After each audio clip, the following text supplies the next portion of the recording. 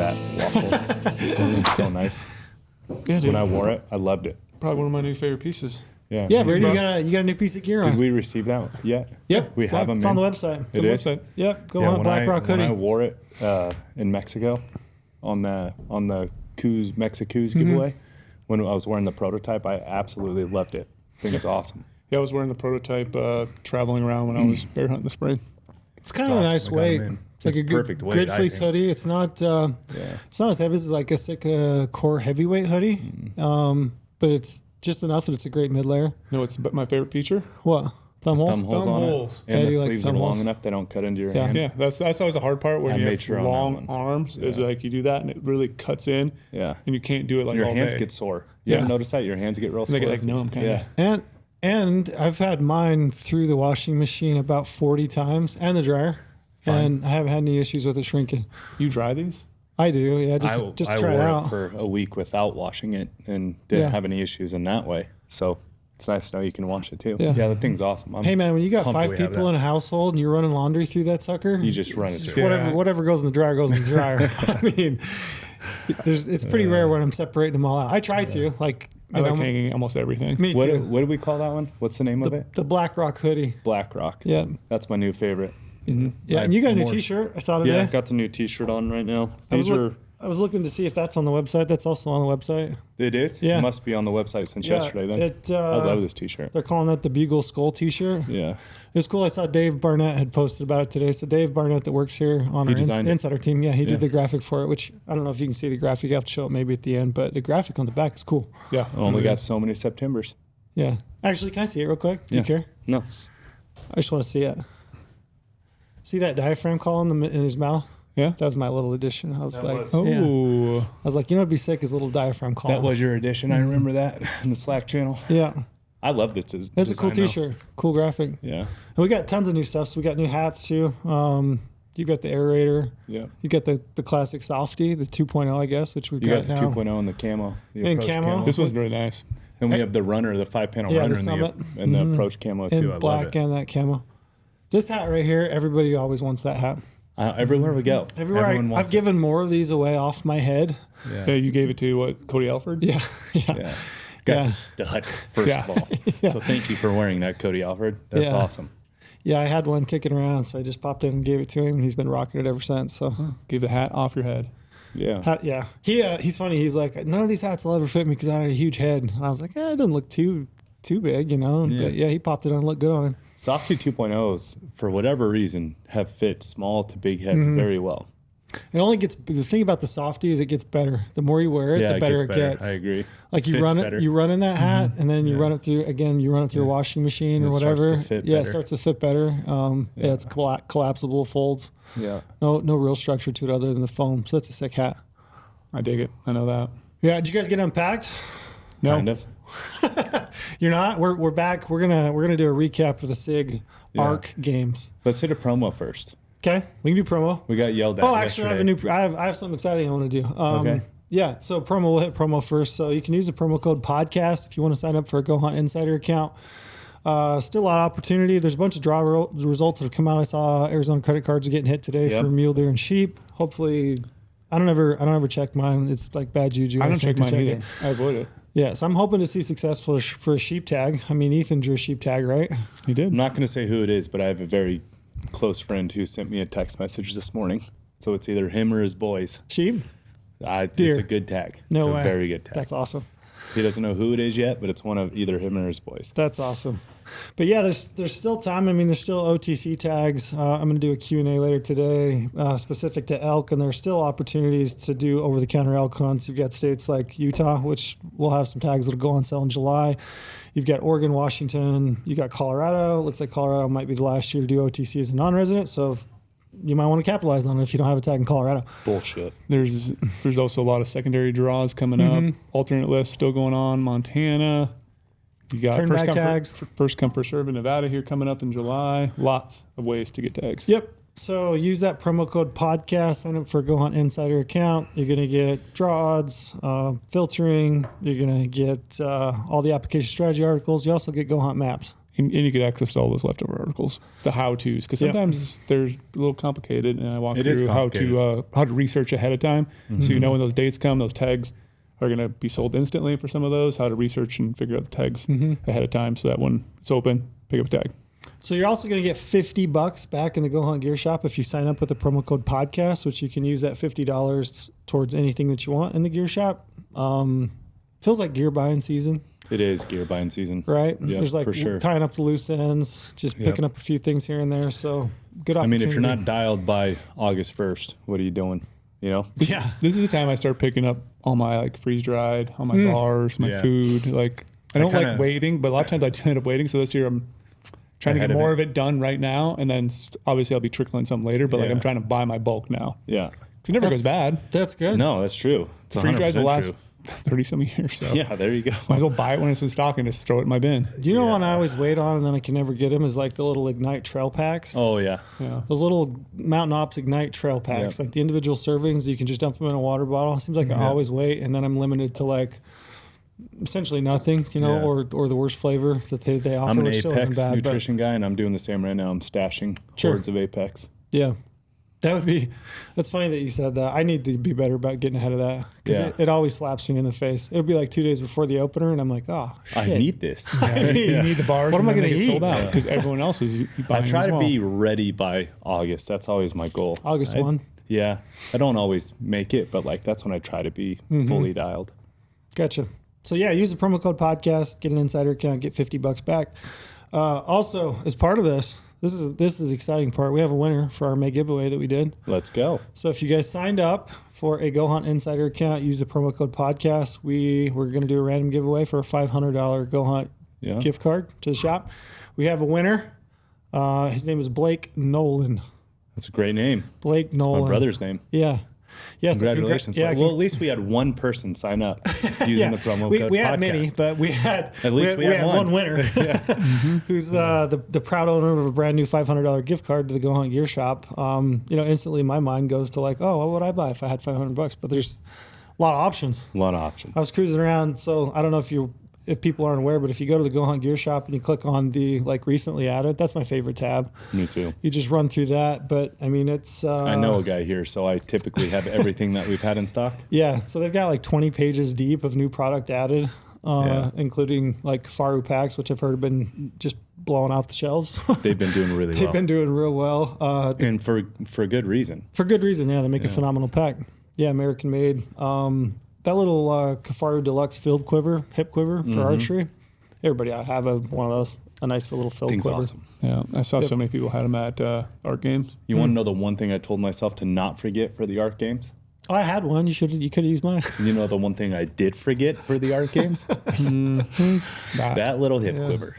You know what's funny is we got some other stuff in the shop, like these darn tough Captain Stripe Micro Crew lightweight cushion socks, like Captain America socks, which are pretty sick. It's kind of fun to see some different sock options. Those are really cool. Yeah, you can wear those running, Brady. I should. Running socks. You gonna do like a 4th of July 5K in Minnesota? I will. Just for you. Just in those. Minnesota. You got some shorts you can start wear. Talking like you're from Minnesota again too. It starts coming out when I go over there. For sure. I don't doubt it. Yeah. Yeah, so congratulations, Blake. You won a $500 gift card. You should have received that. I sent you an email yesterday, and then we reached out and gave you instructions on how to redeem that the code. Let's go, Blake. So congrats. I guess with that, we also we're gonna plug Sig. Obviously, I mean Sig's a sponsor of the podcast. We just got back from the art games. We're gonna probably they just put on one of the coolest things ever. Mm-hmm. Yeah, give us. I guess we'll kind of we'll work that route. Like first impressions. So we got invited. Do you know how this all came to be? Yeah, so I was down in Mexico hunting coos deer with Lorenzo and our hunt winners. Yep. And I got an email from Troy over at SIG, and he's like, hey, we're throwing around this, what we're calling the ARC event, Archery Rifle Competition. Yeah. And want to know if you guys want to be a part of it. You can be if you want to be in, you can be team captain. You got to try to find 2 other guys that'll complement. You can be archery, obviously rifle. It's gonna be pistol, a lot of different disciplines. I was like, I know the 2 guys that I would pick, Lorenzo and Trail. Did you pick right? Yeah, I That's signed something I wanna an NDA explore. for my actual honest opinion Yeah. on our team, but I want to hear more of that later. Give me a good critique later. yeah. So that was like when I was on the hunt, I was like, I brought up to Lorenzo, I was like, hey, this thing's gonna be going on in June. Like, what are you doing? He's like, let's do it. I'm like, I think it'd be fun. Yeah. And then it's out of our element. And then Anthony got a hold of me at the Western Hunting Convention as well. We were out late one night having some libations, and he's like, dude, you gotta go. I'm like, man, I don't know. Like, I don't shoot pistols. I don't know. It's like, you gotta go. So I'm like, all right, we're in. Yeah, archery rifle challenge. It was definitely a challenge. Yeah, so there were 7 total teams. I had no. I mean, I'd watched on YouTube the previous versions kind of this. The that they'd 100 done, games the or 100 whatever games they that did, they'd yeah. done. So I had a loose idea, I guess, of what to expect. But so it was in Montana. We flew into Bozeman. I guess like my first impression, I had really no idea what to expect. Like, Yeah, that was kind of cool because they were keeping everything under the radar, like not actually telling us They what did we're gonna expect. too good of a job Yeah. keeping everything under the radar. how do I you have feel no about idea. that? I did. Do you I like was- it? Would you I do was- it differently?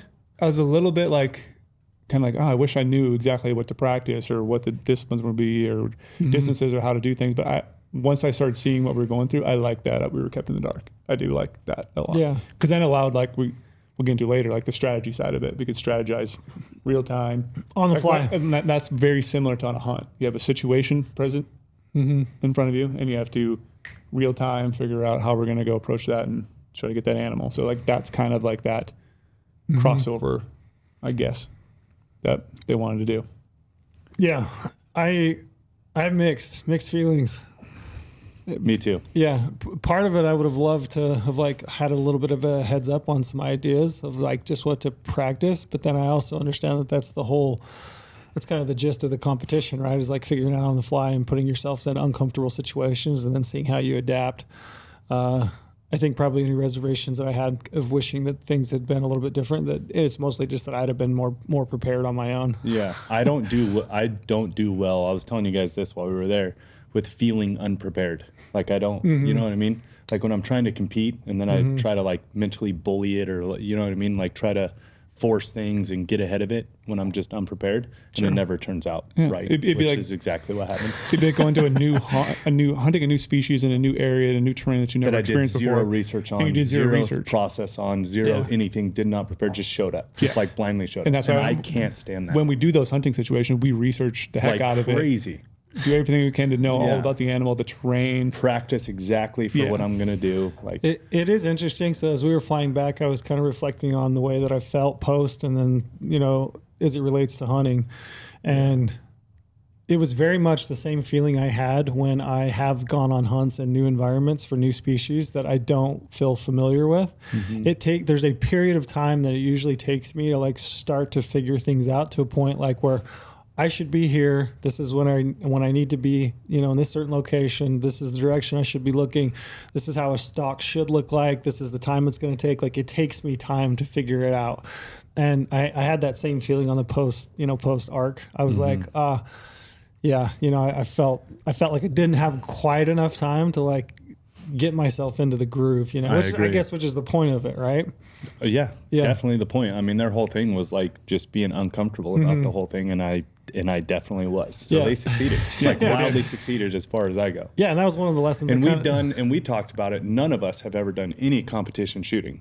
Nope. None. Nope. It's always been hunting, which is, it's kind of patience and a little bit of aggression, and you kind of let things happen. This is wildly different. Yeah, the Yeah. only competing we've ever done is archery, but like that's standing still, taking your time. I've never done competing archery. I've I never have, but shot a it's been- 3D. I've it's never been shot 12, Vegas 15 face. years ago. Yeah, just Never done anything local stuff.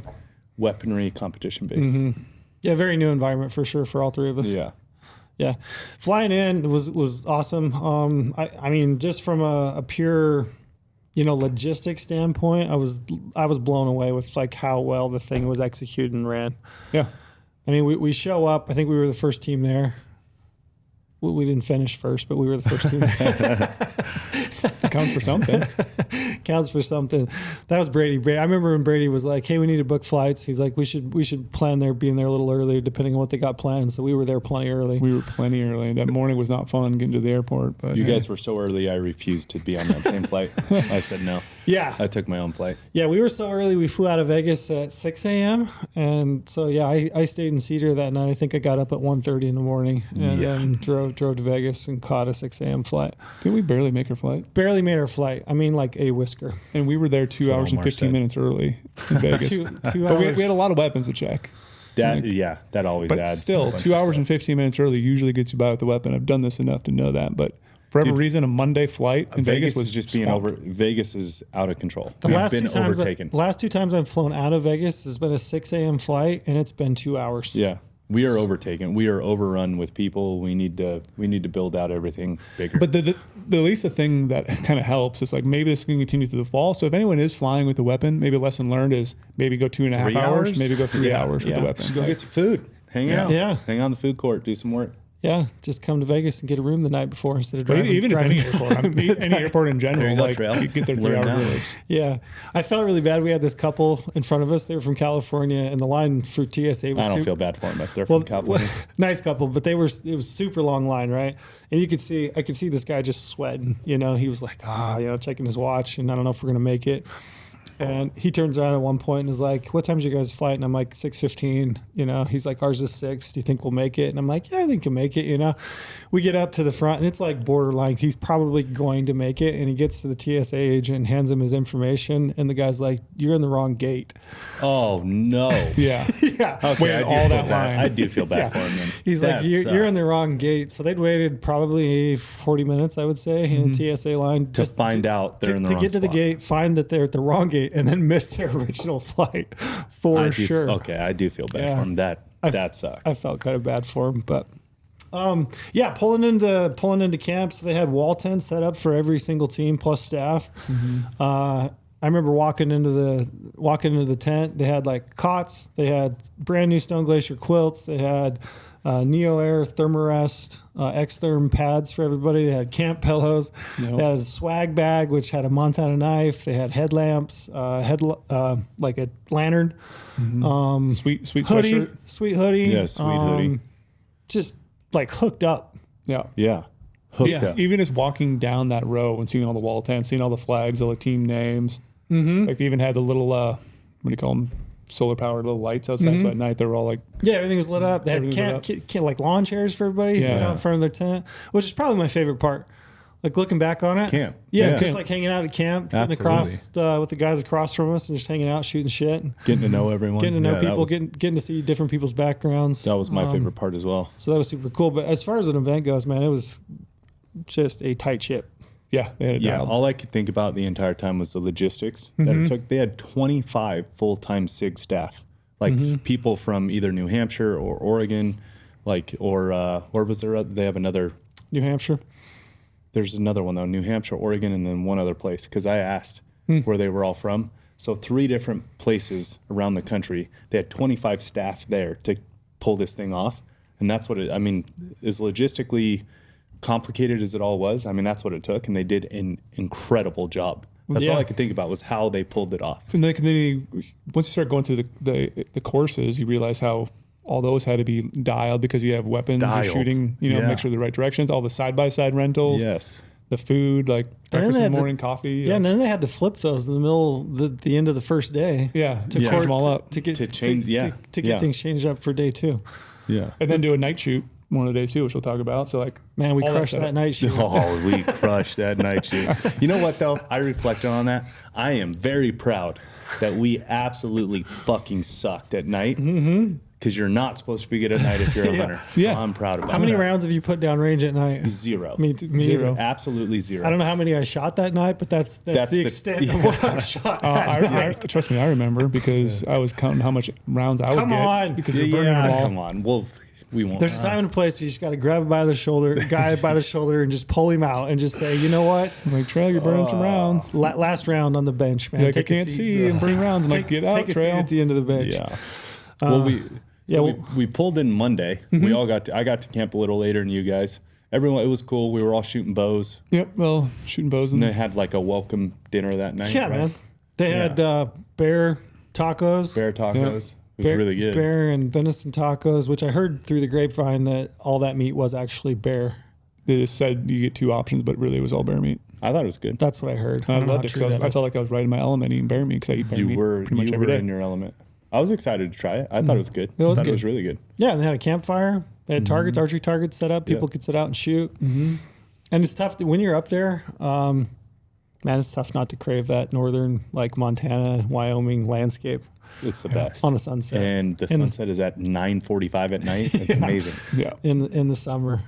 So it's pretty incredible digs. Did you guys go? We went to bed that night. It wasn't. Everyone went to bed that night, like pretty early. Yeah. And there was like some nervous tension around camp. There was, I think, because no one knew what to expect. Yeah, I think everybody was kind of. I mean, I went into it being like, yeah, I'm kind of here to compete. Mostly I'm just here to like learn, have a good time, like meet people, hang out. But then like, you get there and you're in that environment and you're competitive juices. Yeah, get flowing a little bit. And I felt like everybody was feeling a little bit of competitive. Everyone went to bed pretty early that night. I feel like 10:30 was like the latest anyone was game still time. Stirring. Yeah. Yeah. I did enjoy we got a chance to go up and zero some rifles, so that was kind of fun. Yeah, you went and zeroed the rifle. Trail and I were shooting. Just flinging. Mm-hmm.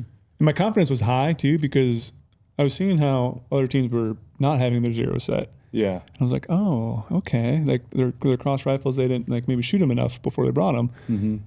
I took 3 shots. I was like a quarter left and just brought it right in. And like my third shot, like literally couldn't have put any more perfect bulls. And I was like, this is good. That's the Brady I know. That's why we sent you to go zero. That's Then we went out to like 450 yards, hit dead center steel. I'm like, I'm really looking forward to tomorrow. We did. Lorenzo and I were talking, and we're like, man, Brady's been gone a hot minute. A while. Like, what the hell's going on? Like, are we completely screwed for tomorrow? No, I got stuck like trying to get back, and the other vehicles were full. So I was like, I'm just going to hang back with those other people. So I was helping them sight in and stuff like that. So, but it was eye-opening because I was like, oh, I'm really dialed. And the next day, like, everything just got thrown to the wayside. Which, like, we'll get into that. Because it was obviously different weapons and time and rush shots and all that. But I was like, if we're going to lay down and I get some time to shoot, it'll be good. Yeah. We were shooting arrows with Brian Barney. And I had the exact opposite thing where he is just stacking arrows in. And I'm like, oh, boy. He's such a good shot. This dude is he's an ace. Yeah. That guy can shoot. Yeah, Holy shit. I've gotten the chance to watch him quite a few times at Ryan Lampert's Western Hunting Summit, and it's amazing how dialed he is. That was the first time I've met him. He is a great guy. He's awesome. Good dude. And he is a phenomenal bow shot. Like, unbelievable. You know what's funny about Brian is like I've heard Brian. Obviously, he's done stuff with Eastman's. I've watched videos he's done for a long time. I've heard their podcasts that they do, and I've listened to those. Like you hear Brian. Like he's got Brian has like, and I don't think he'll mind me saying this, hopefully, but he has like a unique cadence to the way he talks. It's kind of upbeat. He's got a flow to himself. He seems like very positive and like energetic and. Like having listened to stuff he's done, I've always been like, oh, that must be like kind of his, because I have a camera persona. Sometimes I can't help but to like turn it on. Yeah, right? I feel like everyone does. Everybody kind of does. Like I feel like I have to get myself up for it a little bit. Yeah. Brian's the same. Was the exact Brian same. is the same dude. Exact same. He's the same guy you hear on the podcast, same guy you see in a video. He's just like super upbeat, positive. Very positive. Really guy. positive. Anybody who was around that needed any help or anything like that. I enjoyed his company quite a bit. He was a great guy. Good dude.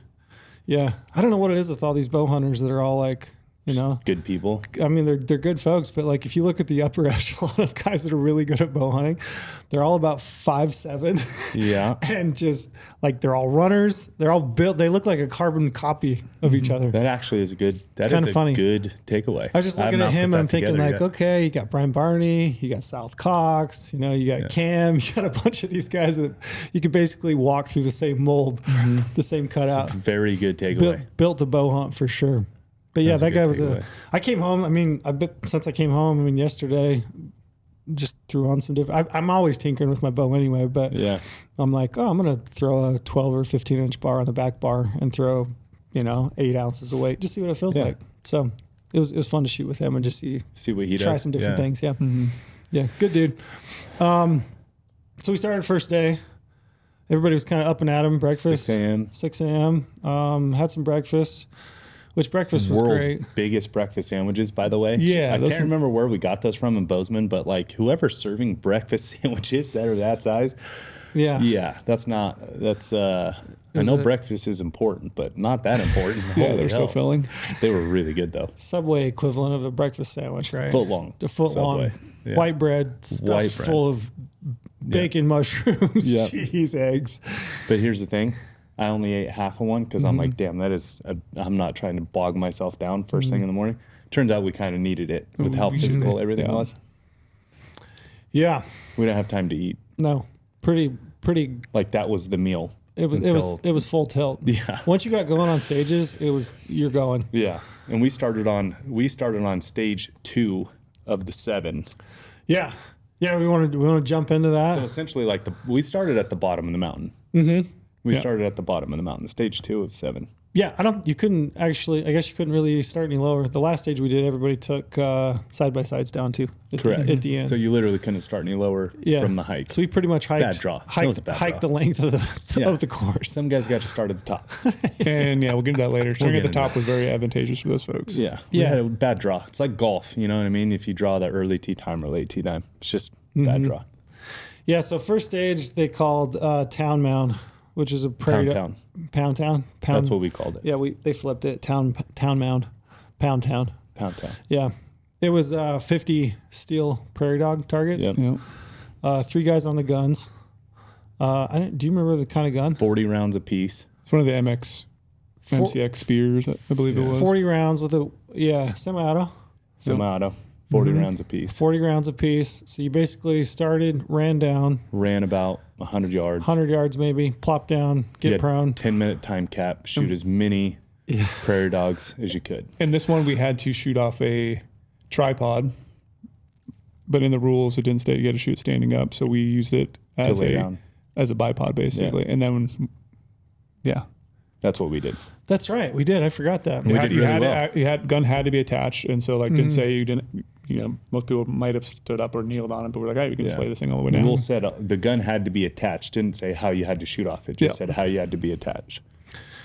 So we spread the legs out and laid down. Yeah. You guys nervous going into that? Yes. Me too. First one. Wildly nervous. I didn't anticipate through this entire process how much having a time cap set in on my mind. Yep. That was the number one force for me. Like reflecting on it, the time caps is what completely ruined me. Yeah, whether it was timed and you got points for finishing quicker, or whether it was you had a certain amount of time to finish.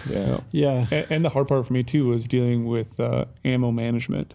Okay, a certain limited amount of rounds 40, in that time frame. So it's like, all right, do I take my time? Am I going to run out? Do I continue to do my shot process all the time, or am I just going ham and trying to shoot as fast as I can? Because I want to do the speed thing, but I also got to watch my ammo and figure out which targets to try to shoot first. Like this round was 50. This round was 50 steel prairie dogs, and they were between 280 and 100 yards, anywhere from 280 yards to 100 yards, spread out from left to right, with a 10-minute time cap and 40 rounds. 40 rounds. 40 rounds. So you can't really take your time. Nope.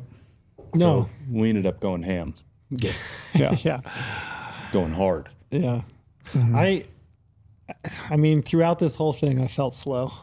Oh yeah. That was the biggest issue I had through the whole thing. Was just whether it was, getting rounds in, running the bolt, getting into the rifle scope, whatever it was, I just felt slow. The only time I didn't feel slow was times I was actually running, and I felt pretty okay with that.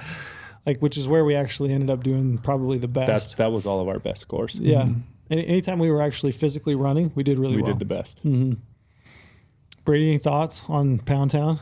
Well, it was interesting because the setup and putting the tripod on the rifle, and then the recoil kept making a move, so it's hard to drop the magazine. And then I don't think you got off all your rounds. And later on, I'm not sure what the reasoning was, but we actually got to shoot this again. Yeah, with crosses. So we got to shoot with crosses. Maybe we'll talk about the cross side of it because that's where we crushed. That went a lot better. But we did 49 of 50. Yeah, and the one we didn't get is because I don't know if any one of us hit it or if it spun in the wind, because it was sideways. Pretty windy. But it spun really hard quarter. Yeah. So we had it was almost sitting totally sideways when we got to actually look at it. Quarter, because it's 1/4-inch steel. So we had a 1/4-inch target. Yeah, but when we switched to, I think when we first entered the stage, we shoot 40 of 50? 40 of 50. And then we had to, whatever reason, we got to do, every team and got I had a whole mag. Yeah, I had a whole mag. Everyone was struggling with the other guns. Yeah, so every team got to redo it with crosses. And so the crosses we crushed. But 49 out of 50. Yeah, the fun part I like, because we got 5-round mag, and then it was single feed, and I'm like, ooh, I single feed everything in my life. So single feed's very easy to me, and I can do it really fast. I'm good at single feeding. But I felt really bad for my rifle because I never shoot this fast in my life. I'm always cautious about shooting one round, and I wait like 4 minutes with my big gun to let it cool down. Like my barrel is probably just melting right now. Never even thought about it. I was so never crossed sad for my barrel. I was like, oh, I'm melting this thing. Never once. I know they can take it, but I'm like, just hurts me inside to know how fast I'm shooting. I know that talking to Anthony, those guys, they do testing on those. Like there's days when they'll put 1,500 rounds down a rifle. Nonstop. They hand the gun off to the next guy to just keep cycling. Just cycling. So 40 in 10 minutes is not bad. That is like, just part of me just feels... Your heart hurt a little bit? I'm a precision guy, not a fast precision guy. Your heart was just beating a little. Yeah. You're poor barrel. Mm-hmm. But yeah, we did do that. Like you said, we did it twice. First time we actually did pretty well. I think we did really well. 40, and then compared to the team, we were top 3 in that both ways with the first gun and the second gun. And I had a whole mag. I had 10 rounds on the first one. Yeah, on the first one that didn't load, and then the second one, I think I had four or five that I didn't get off. Yeah. I had 0. Yeah. You got through them all. I still had some left over too. I was just trying to like get that last one. I was like, okay, I'm gonna take my time. You got in a groove there for a while where you were just plinking. Yeah, going from left to right. Mm-hmm. Yeah, I was in a groove on that one. I could see how people get into like shooting still. It's like quick like that too, because it's fun. Like the audio feedback. The audio feedback is so addictive. It is. Like you hear that plink, man, and it feels just move good. on. Man, it feels good. Yep. Dum, blink, dum, blink, and you just keep moving. Especially when you develop a good shooting platform and you got your bipod dug in, you got your rear support. So like you really watching them impact and then moving on. It's like the gun's not dropping on you. You can see the sight picture. Yeah. Super fun. It was awesome. Coming out of that one, did you guys feel pretty good about it? I did. Yeah, me too. I was thinking, we did pretty good. Turns out we were top 3 team in that one. For a couple guys that never shoot rifles, really. And then Brady that shoots, slow and... None of us shoot rifles like that, though. None of us never. do. You know what I mean? Like Brady shoots rifles a lot, but not like that, Yep. Then we had a hike. So hike is probably 10 minute, 15 minute hike, I guess, over to the next station. The next station mile was, long they called 1760, which is the mile long. And then they also had like a component of that where they had hidden, 10 objects? It was what they do in Army Ranger School. So that's like an exact carbon copy of what they did in Army Ranger School. That's what Anthony told me. Where it's on a white printed piece of paper, the landscape in front of you, it's kind of obscured to like the only place you're looking. And you had to find 10 items, right? From a duck decoy to a bino harness to a handsaw to an elk shed, bunch hunting jacket, blue backpack, arrow. There was an arrow. Yep. Yeah. Trash, like all this stuff. And you had to map it by visual eyesight on the map and put the correlating number to it. On the printout map. And the items found were worth 15 points. A piece. This is where we screwed up. Yeah. Correct. And the mile hit was worth 5 points. 5 points. They were. And you only got 3 shots each. All of us blacked out on the brief of what the mission was. Yeah. Because we all just wanted to hit the mile, and none of us paid attention. That's what. If we would have paid attention, we would have just found all 15 then shoot, or all 10 for all the 15 points and then shoot. Or we'd have just put one guy on the rifle and been like, what will be, and then any information that you can pass on to the next guy that jumps onto the rifle by himself, pass that on. But 2 guys looking at all times. But a guy on the gun and a spotter. Yeah, because was not smart. Because the thing is too, because like you're shooting the cross mag, I'm a 300 Win mag. You got a suppressor on it. You got a bipod. You can dig that thing in. Like I could watch all my impacts. Yeah, and so like you can walk yourself in and grab that data and then pass it on to the next person. Where we had the shooter spotter and only one person glassing. So like, we messed up strategically. We didn't pay attention to. We did not listen. We were all amped up to hit the mile long. Yeah, everyone wants to hit a mile. Everyone wanted to. We did not want to search for the other thing about that is the actual range master or whatever for that station, and they did tell everybody, every group that went through that, they all said something about the scope. Hey, you need to be 4 MOA high.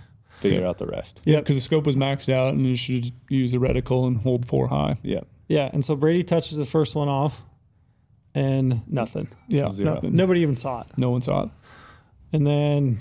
Did you immediately, what'd you do after that? What was your next step? So like nobody saw that. No one saw it. I assumed it had to have gone high, or because of the left-right wind, it might have gone a little bit right. So I literally just like, okay, I'm just going to drop it down and then hold more left. So then we saw your impact on that one. Yep. About a foot off the ass of the cow. Yeah. Yeah, and we basically determined at that point that the MOA was dead nuts. So Yeah. center of the crosshairs with a crosswind. Mm-hmm. So I think we were Well, holding. we didn't do that yet. Not because yet. He went down to 3, and then I was holding 2, and got down to 1, and I was still high, and then we got to you, and we said just hold dead on. When were we 5 or 6 MOA left?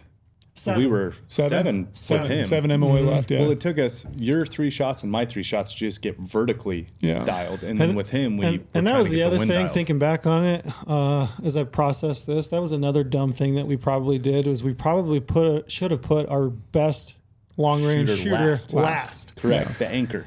I was thinking in my mind as we kind of laid that out, I thought, we'll put the best shooter first. That way, get the best data. We get the best data. Like we will know that miss wasn't due to user error. Mm-hmm. Yeah, it was mostly like MOA or whatever. But we're all capable of making a good shot. Good shot. Yeah. You know what I mean? Not as good as Brady, but a good enough shot to gather data. And that's what we should have done. I should have gone first.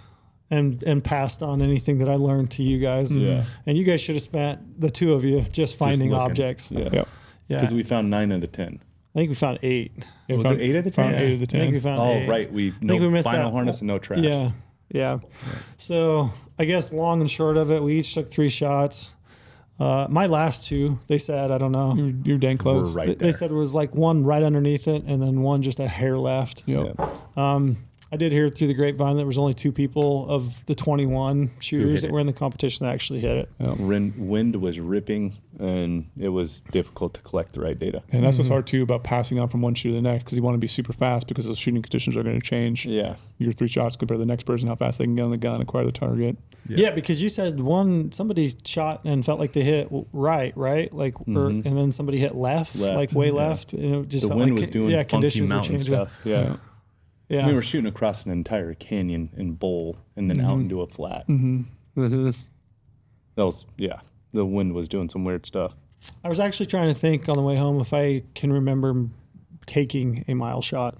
That might be the first time I've 1,000 is the furthest I've ever shot. That's probably the farthest I've ever attempted to take a shot. Yeah. They're fun. First time ever, 3 rounds. Yeah. Still haven't hit something in a while. I'll take you out. Let's go to the desert one day here, and we'll go to my little shooting range practice area. Yeah, we'll have to. Yeah, we got rocks out there. The next stage, though, was my favorite. Favorite of all time. So the next one is called Tip of the Spear. And that's actually, we had 2 stages. I think we were second. We were first on this one. Were we first or second? I can't remember. We were first for a while. We did really well. Oh, maybe I think somebody beat us by a couple seconds. I remember walking up to it thinking, we're going to get smashed. Yeah. Like it was so tactical. Yeah. So run us through, Brady. What you remember that one? That was just, we got to do a walkthrough, which definitely was nice to go through, because you run up this little mound. Would you have 3 steel right away? 3 white steel at about 75 yards. Yeah. So you got to shoot all 3 of those. You run a little bit more. You got 2 paper targets. You got to tap 2 in one paper, tap another 2 in another paper, run a little bit. There's one kind of to the right. You got to put 2 in and then move a little bit, put another 2 rounds in. Then you get to this like steel post. And you guys remember that steel post? Like we dropped a rock down it? It was so deep. That was crazy. It was like 15 seconds to that rock hit. Yeah, that's had to have been like a seismic hole or something like that. Yeah, that goes way down into the earth. That was wild. Yeah, exploratory well. So it's like a 5-inch pipe, 6-inch pipe, and the gun had to be touching it. Mm-hmm. And then you had, 3 steel way up in the rocks? Another good distance. 180, 200, and 220. Yeah, so it's obviously up the hill though, like straight up the hill. Yeah, you're shooting straight up. So it's all timed. Yeah. And so we're like, okay, we know we're not fast. We're not fast at getting off rounds, but the speed aspect of running to each target, I think that's where we did really well. In the long range, I think is where we capped a bunch of time on the we could calm our nerves really quickly and take the shot. And just the long range we're comfortable with, you know what I mean? Mm-hmm. But what I liked about it is when you ran up the mound and finally were able to engage those first 3, because you had to get enough vertical to see them. You could shoot those, and then you kind of had to run down, and it was down in a creek bed, a dried creek bed. So it was cool to run the edge of the creek bed and have to find those targets down there and double tap each of them. Mm-hmm. That was fun. Yeah, I was those are into that one. Targets. Yeah, I was into that one because it was what was their nickname for it? Fallujah or Afghanistan? I can't remember. Yeah, it was. They said it was very Fallujah based, very tactical military based. Yeah, it was run up 2 rounds quick, turn 2 rounds quick, clear a tree. Yeah, clear a tree, run down. You're almost shooting while you're running. I was. Because those paper are big, and you're like, the scope's not high magnification. I had it zoomed all the way out. I was like moving while I was shooting, which is why I liked it. I thought it was really fun. And then something we never do. Never. And then to acquire the long range off the pipe, like we've all shot off a fence post. It's very normal for us, you know? So Lorenzo went first on that one. Yeah. I remember thinking like, damn, he cleared that quick. Yeah. I remember thinking, shit, I can't believe it's my turn already, you know? And then we were moving on that one. And then you had to sprint back. So the sprint back was interesting. Yeah. And Brady full send on the sprint I went back. full send on the sprint. You almost ate shit. And then right away there's that table. And I'm like, I was close as you can be to not eating shit. Because it was hard because like, well, I'm not going to slow down and then at the time's up. You got to go full tilt to the table. But then 5 yards later is the road. And then after the road is a ditch. And so like, I don't have enough time to slow down. And there's no way to turn left or right. So I literally went across the road, jumped into the ditch, and I'm still running, trying not to face plant. I just remember looking back and seeing that like classic head over feet. You know, you're out ahead. Your feet are churning as fast as they can get to try to keep up. Yeah, and I was like, he's about to eat shit. Yeah, but you held it together, didn't you? How'd you like the dab at the end? It's good. Yeah, it was a good dab. Yeah, our time on that was 4:22. Like we did fast. Really good. And it was a relay, right? So like you had to tag the next person in to then go clear that same course. We did it fast. Yeah, and this is one of those things like it was interesting to me is like the ebb and flow of like emotions from stage to stage to stage because you would come off a stage like the mile shoot and you know none of us hit we got it. Our ass kicked. Didn't hit Left it, which I think we all expected to hit it. Yeah, for sure. I thought all of us would hit it. You know? Did. Yeah. So to not hit it, I was like kind of deflated, and then to not find all the objects, I was like, yeah, it kind of sucks, you know. And then the prairie dog one, I didn't think like it went as well as I'd hoped it would, you know. So I was like 2 stages where I was kind of like, shit, I don't think we're doing real I'm not doing as good as I thought we might or would. And then to do really well on the tip of the spear one, you know, it's like that just instant bump, like hell yes. I was riding a giant high. Yeah, we finished the tip of the spear, and the guy who was running it, what do they call those guys? The ORs or whatever on each of the stations. He's like, damn, you guys cleared that so fast. We're like, hell yes. Now we're feeling good. Yeah. We're back. We're back. Yeah. And then we laid a big egg. Oh, then the next one. This next stage just haunts me. Me too. So the next one they called the Hunter Games. Which immediately, can I take a shot at where we fucked this run one us up? through. I think we all, Hunter Games, you got to find 3 coyotes and engage them with a cross. Like, just have to shoot them from the road. I think all 3 of us just went into our own worlds of like, oh yeah, this is shit we do all the time. Like, no big deal. Yep. So that's what we did. So there were 3. We did no communication, no strategy, no nothing. 3 coyote targets from maybe what? 300 to 480 was the furthest. 480 was the furthest. And then one that was like 230. Yeah. All you had to do was find them, walk along the dirt road, and shoot them. Each of us had 3 shots? Or 3 shots at each coyote. Each coyote. 9 shots total. And you couldn't glass ahead of time. Couldn't glass ahead of time. You had to wait till time started to pull at your binos and glass for it. 10-minute time cap to find the 3 and engage them. So I think where we got screwed is the first target, we found it. Immediately. We all dropped, and I think we all hit it. Smashed it. I think I missed it the first shot. I think I hit it the second shot. I think you guys both hit it first shot. Yeah. So 1 target cleared, easy peasy. And that was like the mid one, maybe 300 something. 3 something. Great, good to go. And then at that point, that's where it fell apart. I think because we were all just like, shit, we're good. Yeah, like this is what we do. Yeah, this is None of us paid attention to how big the target was. Because I was just thinking coyote target, right? Turns out the targets were 4 inch. What were they? 4 inches tall? Yeah, like what I said afterwards, I should have measured it with the reticle. They were like real skinny, 4 inches tall, and maybe like 6-8 inches long, right? Yeah, tiny coyotes. I don't know how big they were. Like just little silhouette cutouts of a coyote, where you could tell it was the silhouette of a coyote through binos, but like that was about it. Yeah. None of us paid attention to wind and helping each other and yelling out ranges. So we were real tight the first one. Everybody kind of together, hit it, and then after that we just spread out. Did our own thing. That's the problem because like Lorenzo was way off to the right, Trail and I were right next to each other. So when you were shooting at the last one, or even the middle one, like we couldn't call out those shots because like it looked like you were like left.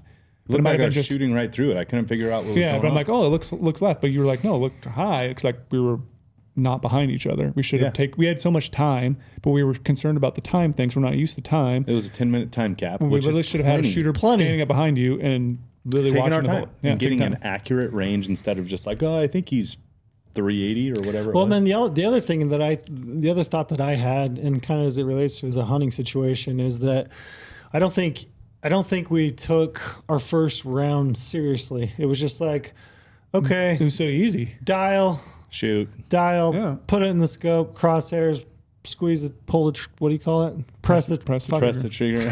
Press the trigger. And I think I didn't personally, like I didn't take that first round seriously at all. I was just like, oh, target acquired. Shoot it. I'm dialed, good deal, easy peasy. The first one was easy hit. Yeah. And just, press the trigger and, move on to the next one. Like I did not take that seriously. Yeah. And I think in a hunting situation, you can talk yourself into being like, now's the opportunity. If I don't get that round downrange right now, that animal's gonna move.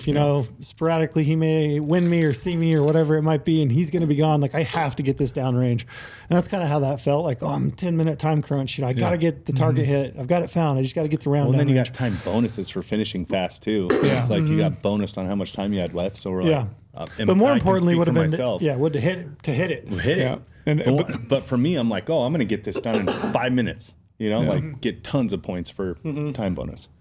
But then the interesting part too is when we had to move down that line because we had to acquire the targets during this certain area to shoot from. Is like, okay, we have to set down and then establish a new shooting base. And we should have looked at each other like, all right, let's help each other.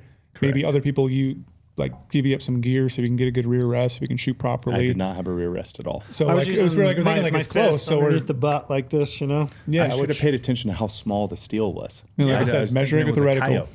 Yeah. Mm-hmm. So we missed the second and missed the third. Yeah. Which I don't know. I still don't understand how we missed a 230-yard coyote. Because we didn't get a good range, and none of us were helping each other with the wind. I think we got a good range because all the rangefinders I told you guys to do first target and not because we had brush targets. He had brush in the way, so like the range felt good. But I think it's just we just didn't know how small it was. So yeah, we were hitting like an inch too high every time. We're trying to calculate it, but I was like, we should still hit steel, but like we need to come down more because that steel was so tiny.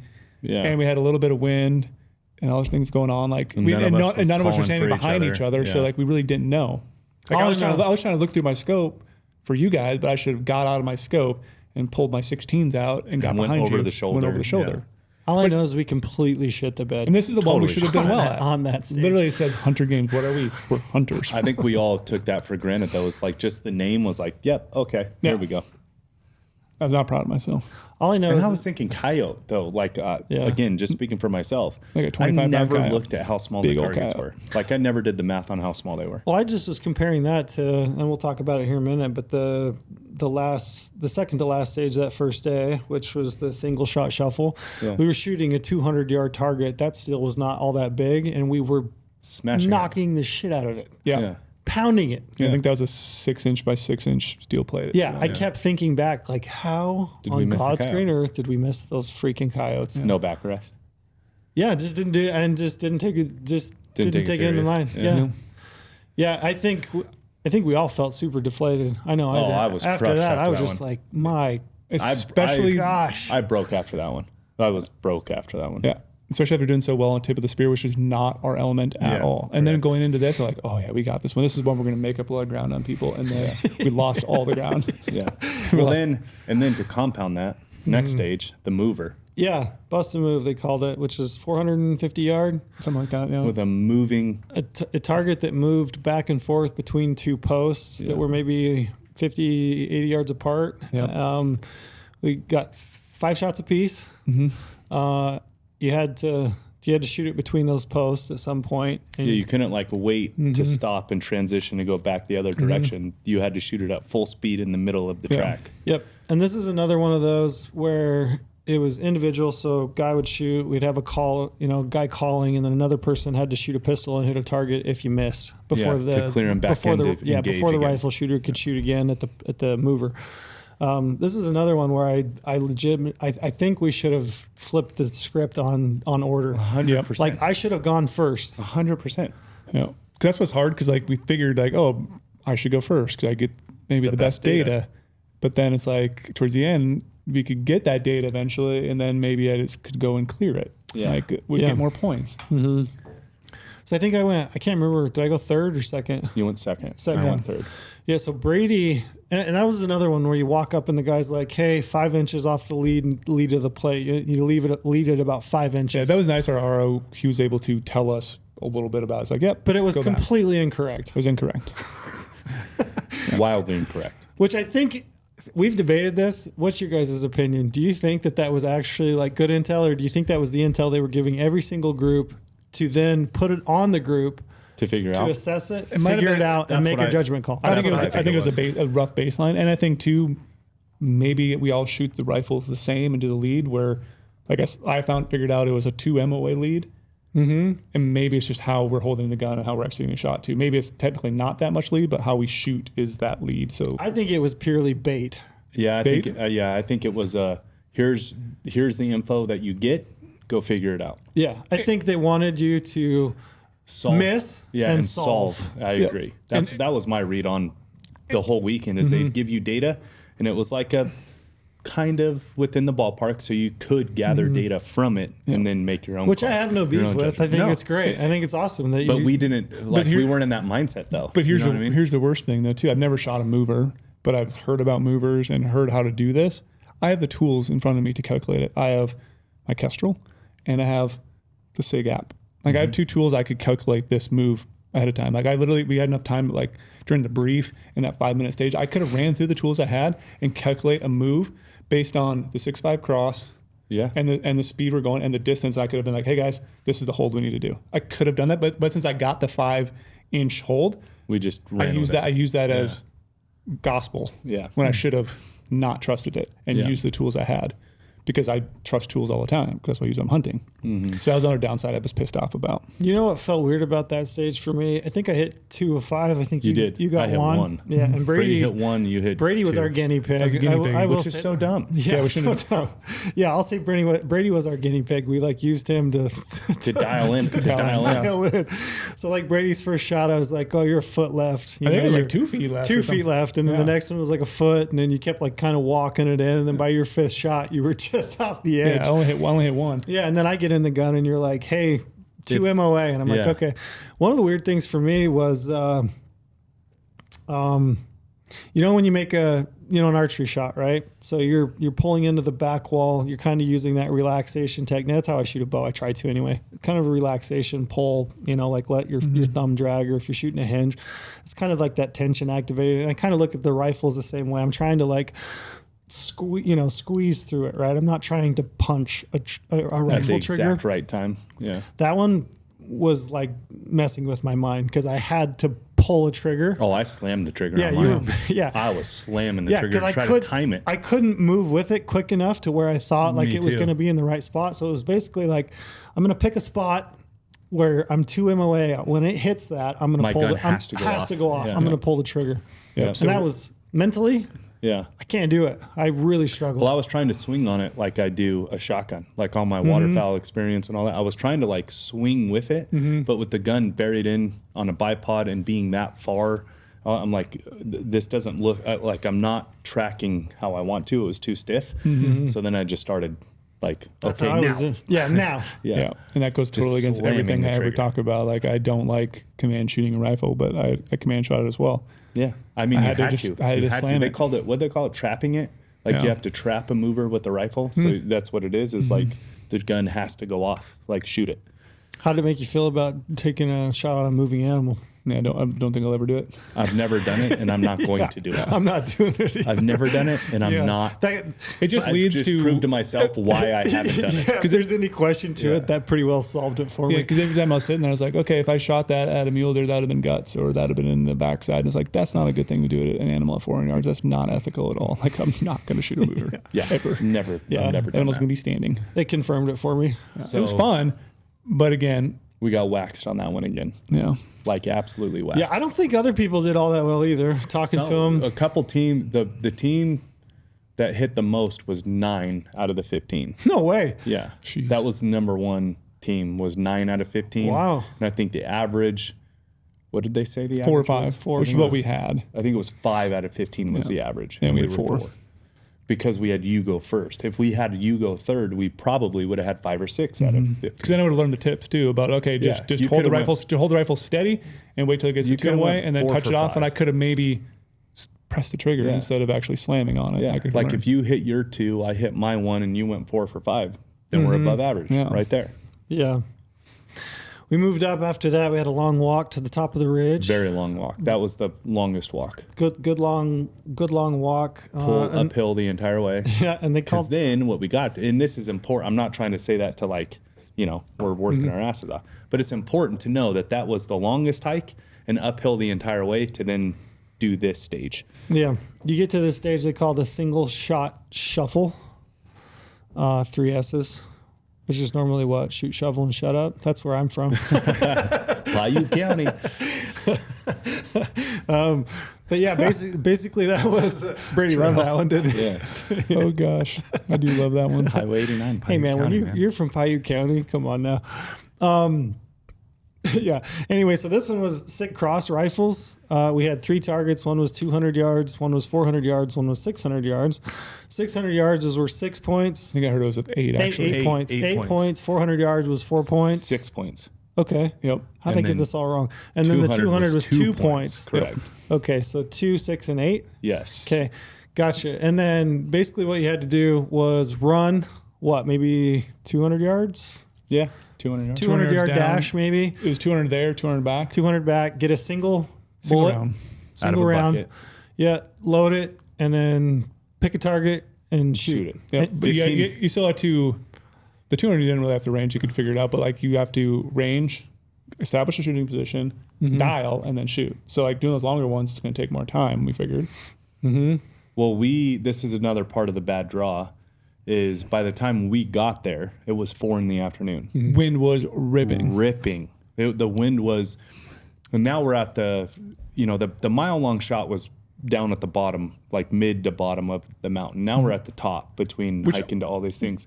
Which I thought we were going to be good at the mile because it wasn't windy, but the mile wasn't worth that much points. No. So even if we would have hit it, it didn't really matter. We weren't to gain, but we were, again, but better. But now this is the one on the point basis. Remember we looked at the sheet the last day? This is the one where we got kicked in the dick the worst. We walked away from on cloud 9. Cloud 9. We thought we had crushed. Cloud 9. And we did. And we did crush. We did crush, but... Here was the problem. So 15-minute time cap. Just shoot until it's done. You're out of time. There's no time bonus. So all of us were like, cool. So like we're just gonna shoot. We didn't have that time bonus stuck in our head. And you two are runners. I'm not, so I'm already feeling comfortable. Like I was jacked in the running. I'm the C-level grade student that's in the group of all A students in a senior project. You know what I mean? So I'm like, it's great. My team's built for this. I just got to carry my weight. So we start, ready, set, go. Run the 200 yards. Grab a single round out of the bucket. Run 200 yards back. Sit down. Shoot. In my head, I'm going 2 at 200, 2 at 400, and then I'm gonna start shooting 600. Right?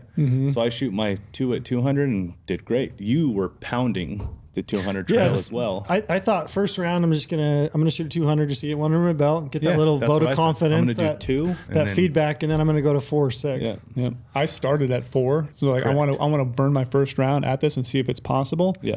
And I instantly figured out it's probably not possible because you told me 2 MOA. You told me 2 MOA right. Yep, that's where my bullet hit. Correct. But again, I think my terminology might have messed you up too, how I said that, because I think you thought it was the opposite of that. No, because I remember when we were running, I checked with you. I said, okay, so wind is left to right. Left to right, yes. And you said yes. Yes. And I in my head, I'm like, we're going to do good on this one, right? Yeah. So I made sure to check as we were crossing on the run path. I said, so Brady, the wind is left to right. And you said, yes, left to right. So I go up there and wind is ripping again. Well, I shoot for a left to right wind, 2 MOA. Did you shoot 4 or 6? 4. Okay. And my wind call is now wind right to left, 2 MOA. It completely switched, but we're at the top now. My first round I shot was the second round I shot at 400, and it was left to right. Yeah. My shot was right to left. Gotcha. So switched. And that's why it was so deflating, because I'm like, okay, First shot, I shot a 0 because I'm trying to experiment at the 4. So I'm like, now I didn't even get 2 points because I could have went to 200 and it would have been easy. So that's what I thought. So now when I was running back, I'm like, okay, shoot, these farther shots are going to be impossible. I don't think we're going to be able to do it. And then after you did it yourself, like then we realized we're just shooting 200 the rest of the time. And I made a good shot. I felt like I made a good shot, like totally good shot. Gun went off, surprised the whole thing, and I was holding in the right spot. But those targets were 8x8, or not even. Yeah, no, I don't think. I think the 600 was 8x8. I think the 400 was 4x4. I remember the 600 looking real small, and the wind was ripping. You can see the grass moving all sorts of different crazy places. I think it was 8x8 at 6, and then 4x4 at 4, and then 4x4 at 200. After my second round on that trip down to get a third bullet, I remember thinking, like, I don't shoot rifles. Like, I've already shot in one day more than I've shot in the last 10 years, probably. Like, the likelihood that I'm going to connect on a 600-yarder or 400-yarder even is, like, slim to none. So just in order to get the team points, I'm going to, like, focus in on 200. Yeah. Well, he made the shot. I made the shot, both different. I'm like, okay, wind's ripping. And we talked about how hard the wind was ripping as we were hiking up there. We could feel the wind coming up over the ridge and switching directions. We could feel it. And then in my mind, I'm like, okay, I'm the least good runner. You know what I mean? Like, I'm the worst runner out of the group. So I'm going to full send on the run just so I can keep up, and only 200. Like, I don't need to shoot any further, right? Like, that's my role in this, is like, just keep up on the run. Yeah. And who cares if I'm like puffing and puffing. And I'm like, I can run, but I can't hit 600 yards. So I'm just going to focus in on the 200 as well. So I'm like, for different reasons, we're both just like, this is our limitations. Focus on 200, which we knocked the absolute shit out of. So we walk away from that with the R, is it OR or RO? RO, range officer. Yeah, range officer. With the most rounds off and the most total impacts. Yep. So we are feeling so good. We had 26 impacts. We had 31 rounds. I missed one shot. It was the one I missed at 400. We had 31 total rounds off, which is, we were smoking that course. We were flying. Yeah. And if I'm going to give myself a little bit of props for not running, like I was fucking moving. You know what I mean? And I was engaging the 200 and making impacts, right? We left that one feeling so good. Feeling so good. Because we crushed 200. Like, after I missed the 400 the first time, I went to 2 and I never missed a single time again. Yeah. And I was feeling great on the run.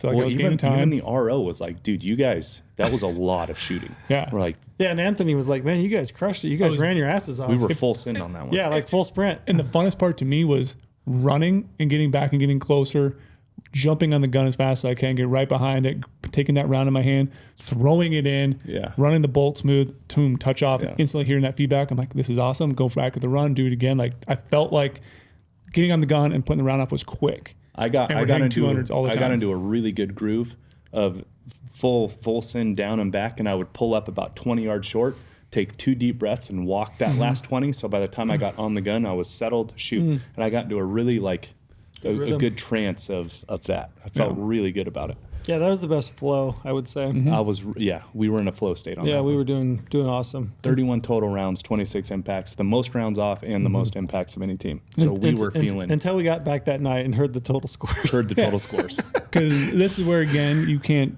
determine when you're going to get what draw to go at what target, what time. But the people who had that course early in the morning, because there was no wind. The first 2 groups were 140 points and 130. Oh, I think somebody had like 180 or something. Yeah. No, 179. Was that what the top one? You mean like actual score? Yeah. I don't know. Yeah. I don't know what they had, but I know there were some teams that just absolutely crushed. This is what's kind of hard too, though, because the other courses we had in the morning weren't course that you can have that big of a points multiplier, where this was a course where points multiplier. So like, being at that stage at that time was very, very beneficial, because they could go for the 600 and they could get 8 points every time. Where the other course we had in the morning, there's no way we could gain by being in the morning with no wind. The funny part is the points. We're back at camp that night, right? And back at camp, everyone's bullshit. How'd you guys do? Because we're all friendly, right? Yeah. And everyone's like, how'd you do at the top? Everyone's like, we had 7 impacts and at 600 and 5 impacts at 400. We're like doing the math. We're like, damn, we had 26 impacts. Like, we're crushing. Yeah. And then the guy pulls up the score sheet at the end and we're like, what the fuck happened? Yeah. Well, turns out 7 impacts at 600 plus the 5 impacts at 400 plus the 10 or whatever they had at And there were some teams that probably shot in a little bit, in some wind that just shot. Great. Just shot. Yeah. But that's the thing too in my mind. And the points multiplier on that one. We could have maybe continued at 4 and doped the wind in, but again, it was switching left to right. It switched our time. So like, why do I want to keep running back and trying to judge it? And again, I don't have a spotter behind me, so it's all me holding the gun steady and knowing I should do a great shot. And then missing again. Okay, now I have no points. So it's like, it didn't make sense to keep shooting at 4 to try to get dialed at 4 when I could just smash 2. It's not like I'm a faster runner, so I feel like I'm going to get more shots off. Only 2 points in impact. Yeah, all I know, 8 and 6. So that's why it's. All I know is like this 400-yard sprint that I'm doing every single time. I'll be damned if I'm not gonna hear that ping, even if it's right in front of me. How funny was that we were feeling so good, and then they read the score sheet, and we were like, "What the fuck?" And we got blown out on that one. That was our worst. I mean, that was our scoring wise. Because so here's what we mean by the points multiplier is. Sorry, correct me if I'm wrong, but there was a total score of, so the first place team would get 220 points for a station that you won. Right. The next team would get their percentage of how well they did against that first place team of the 220 points, right? That's what I understand. Correct. Okay, well, our point basis as a percentage compared to the number 1 team was so shitty. We had 70 total points. Yeah, I think it was like 70, 78, 79, something like that versus 220. I just remember thinking 220 and the third place team getting their 90% of the 220 and we got 70 points. All the other teams are getting like 150 plus. So again, it comes down to strategy, and maybe we should strategize a little bit differently and be like, we need some 6s and we need some 4s. We have to figure out how to hit it, and then try to relay that data back while we're running, and like maybe take a second to talk to each other, and not try to sprint the whole time. Because we have two really good runners. We could just keep running. We didn't talk as much as we should have. And he kept saying, like Anthony kept saying, like communication's key. Communication's key. What do you guys feel like you could correct on that one? I don't know. Yeah. Or he'd be like, I think your communication could be better. But it's like one of those things, like you don't know what to communicate. Yeah. I don't know what to communicate to you. But I was going to save this for the end, but it's a good segue now. But in my reflection of it, we communicated like hunters. We communicated just bullshit, just a bunch of like fun, friendly talk like hunters do on the side of a mountain. We did not communicate anything of importance in between. Do it tactically. Like our walks were just bullshit campfire sessions. Like it wasn't like, hey, what tag did you draw? It wasn't like tactical mission specific communication. We did not do any of that. We were just straight hunting communicating. Yeah. I've thought too, like to do it over, would I be better at it? And I might be a little bit, but it's just like it's knowing what to communicate. Yeah. And like where I don't shoot rifles or pistols ever. Yeah. It's like, I don't know what to communicate. We were communicating. Do you guys remember we were communicating like, hey, do you think there's elk here in the summer or the winter? How do you like those boots? How do you like those boots? That's what the shit we were talking about. Yeah, we were talking like, man, running in boots sucks. Yeah. Lorenzo's like, man, I got shin splints. I don't run, and now I'm running in boots. Like my shins hurt. Come to find out, we go down to talk to the military guys, the SEAL guys what were they? Were they SEALs? Special, they were all Special Forces team. The Sierra Snakes, the team that won. Turns out what they were communicating was wildly different than what we were communicating. But the one thing I did take away that they were kind of saying is like you have to forget about everything that happened before. Short memory thing. Yeah, I'm not good at that. But it's very similar to hunting for the most part. Like you do hunt with some people where they miss a bull elk and instantly they're deflated, they're pissed. The next 3 days they're moping around, just like thinking about that moment again. But I think a lot of us though, we do forget about that, and it's like, okay, we need to improve. We got this over to do, and keep moving forward and not getting down on yourself. I don't think we got down on ourselves very often. I got down on myself hard. So here's the difference though, is with elk hunting, I know what to do after I fucked it up. You know how to correct it. Like I know what to do. I know how to find the confidence in myself to be like, you know what, I did screw that up and I know exactly what to do now. Yeah. I would walk away from those going, I just completely screwed up and I have no clue what to do different. I don't struggle with that so much. The thing that I struggled with that I kind of picked up from those guys is that they have worked in the highest pressure situations that you could possibly, I mean, literally your life, your teammates' life, like life and death. Yeah. Their ability to navigate that at a very high level with low to no stress. I don't know. They didn't even think about the time. Didn't even think about the time. All we could think about All was I could think about is the damn time. And they were saying too, like, oh, this is easy because no one's shooting back at us.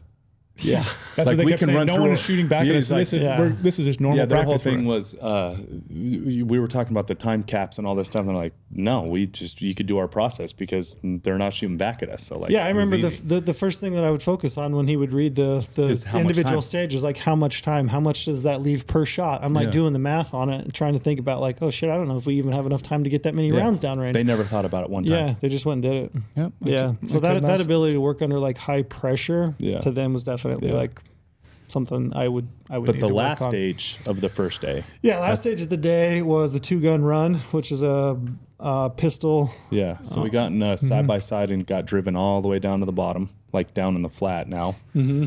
And that one was fun. Yeah. We did good on that one too. Yeah, that was a pistol AR, pistol for a bunch of the shots till you get to the end, and then you added that AR. It was like a bigger tip of the spear course, right? Yeah. So only with a handgun and a rifle. You ran with a handgun and cleared 8 targets.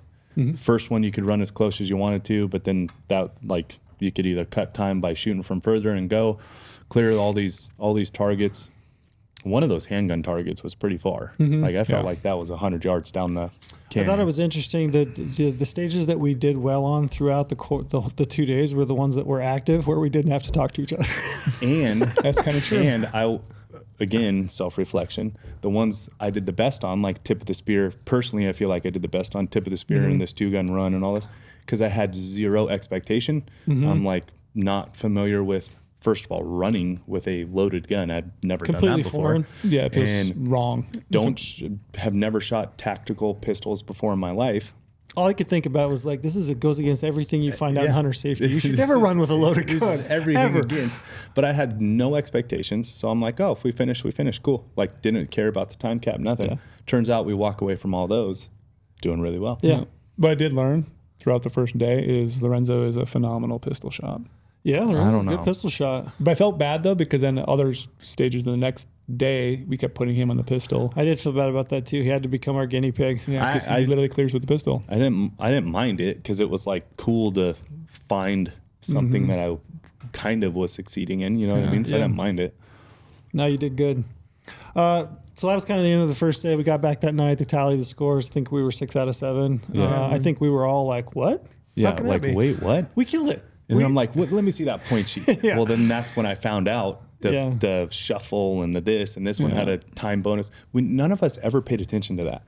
None of us were ever communicating like, hey, this one's a time bonus. This one's a points multiplier. Like no one listened to the briefs when we would get to these stages. Mm-hmm. We were all, you like those boots? What arrows are you shooting tomorrow? What veins you got on those arrows? Mm-hmm. Yeah. That night we did a couple night shoots, and I guess we don't need to go too deep other than we just shit the bed. The one thing that was so funny of the night shoot. So we get back to camp at 4 or 5 o'clock, call it. We're back at camp. Everyone's back at camp now. We're all done off the day courses. And the SIG team is up setting up this night run. And, we're all bullshitting with everybody. And, Luke Caldillo's team, the Kifaru team, they were like, oh, dude, we crushed it. We're top 5 for sure, top 4, right? And all of us are like, dude, we crushed the shuffle. We crushed it. Everyone's like riding kind of high. Mm-hmm. And, having some dinner, talking. People are shooting bows that night, waiting for it to get dark. And right before we go out for the night shoot, they read the score totals. Mm-hmm. Kifaru team, dead last. Because they didn't pay attention to the stage briefs either, right? And they were doing good for the ones that they were doing, but you know what I mean? Like that entire day they were ahead of us, and all we would hear was like, "Oh, those guys are killing it, crushed it, those guys did awesome." But we didn't listen to the briefs. They obviously were doing something different too, and even Justin Gaethje was on that team. It was so funny to listen to him, like, "Oh yeah, we did good," and then they read the score. He's like, "What the fuck?"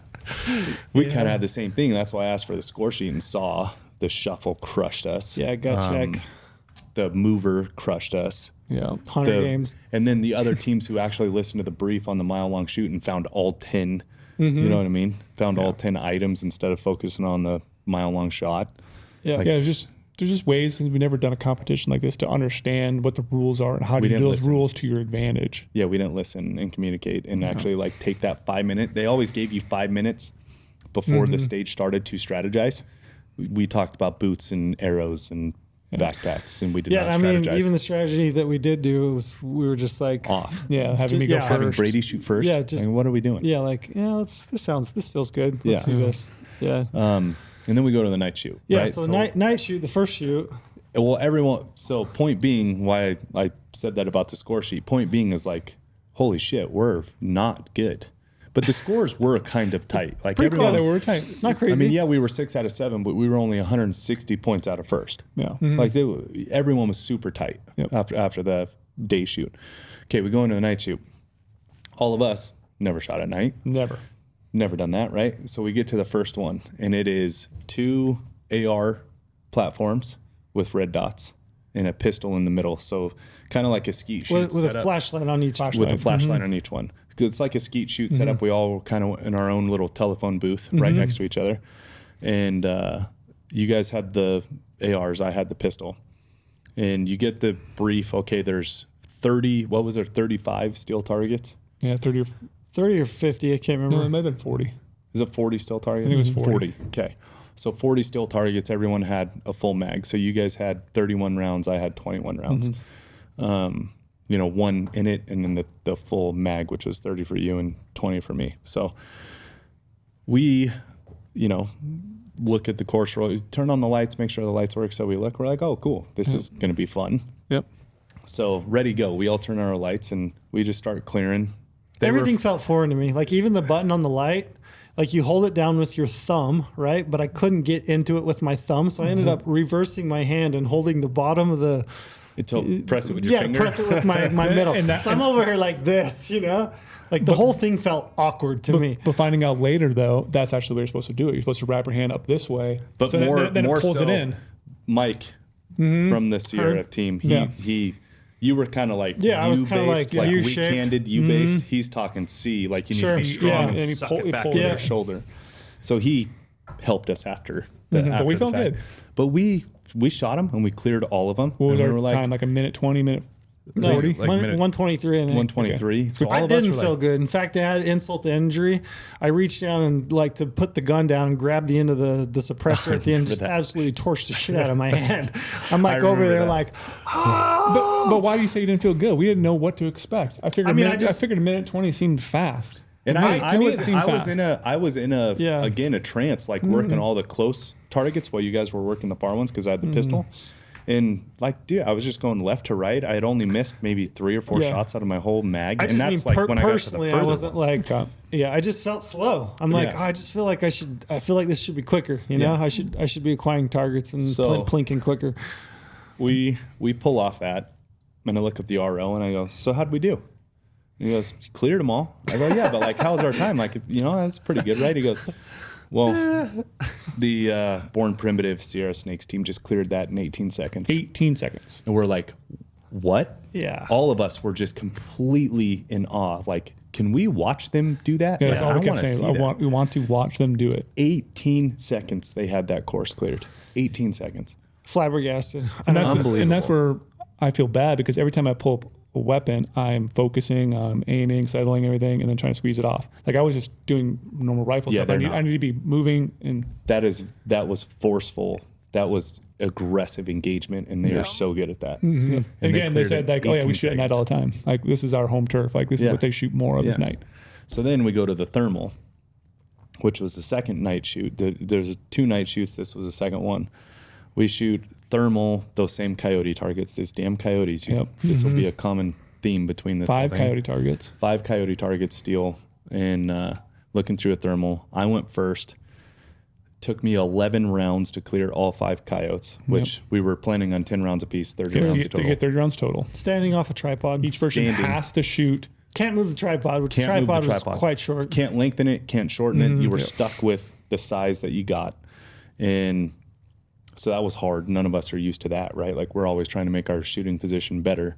So it took me 1 extra round to clear all 5. And we can breeze past the next part of this. Yeah.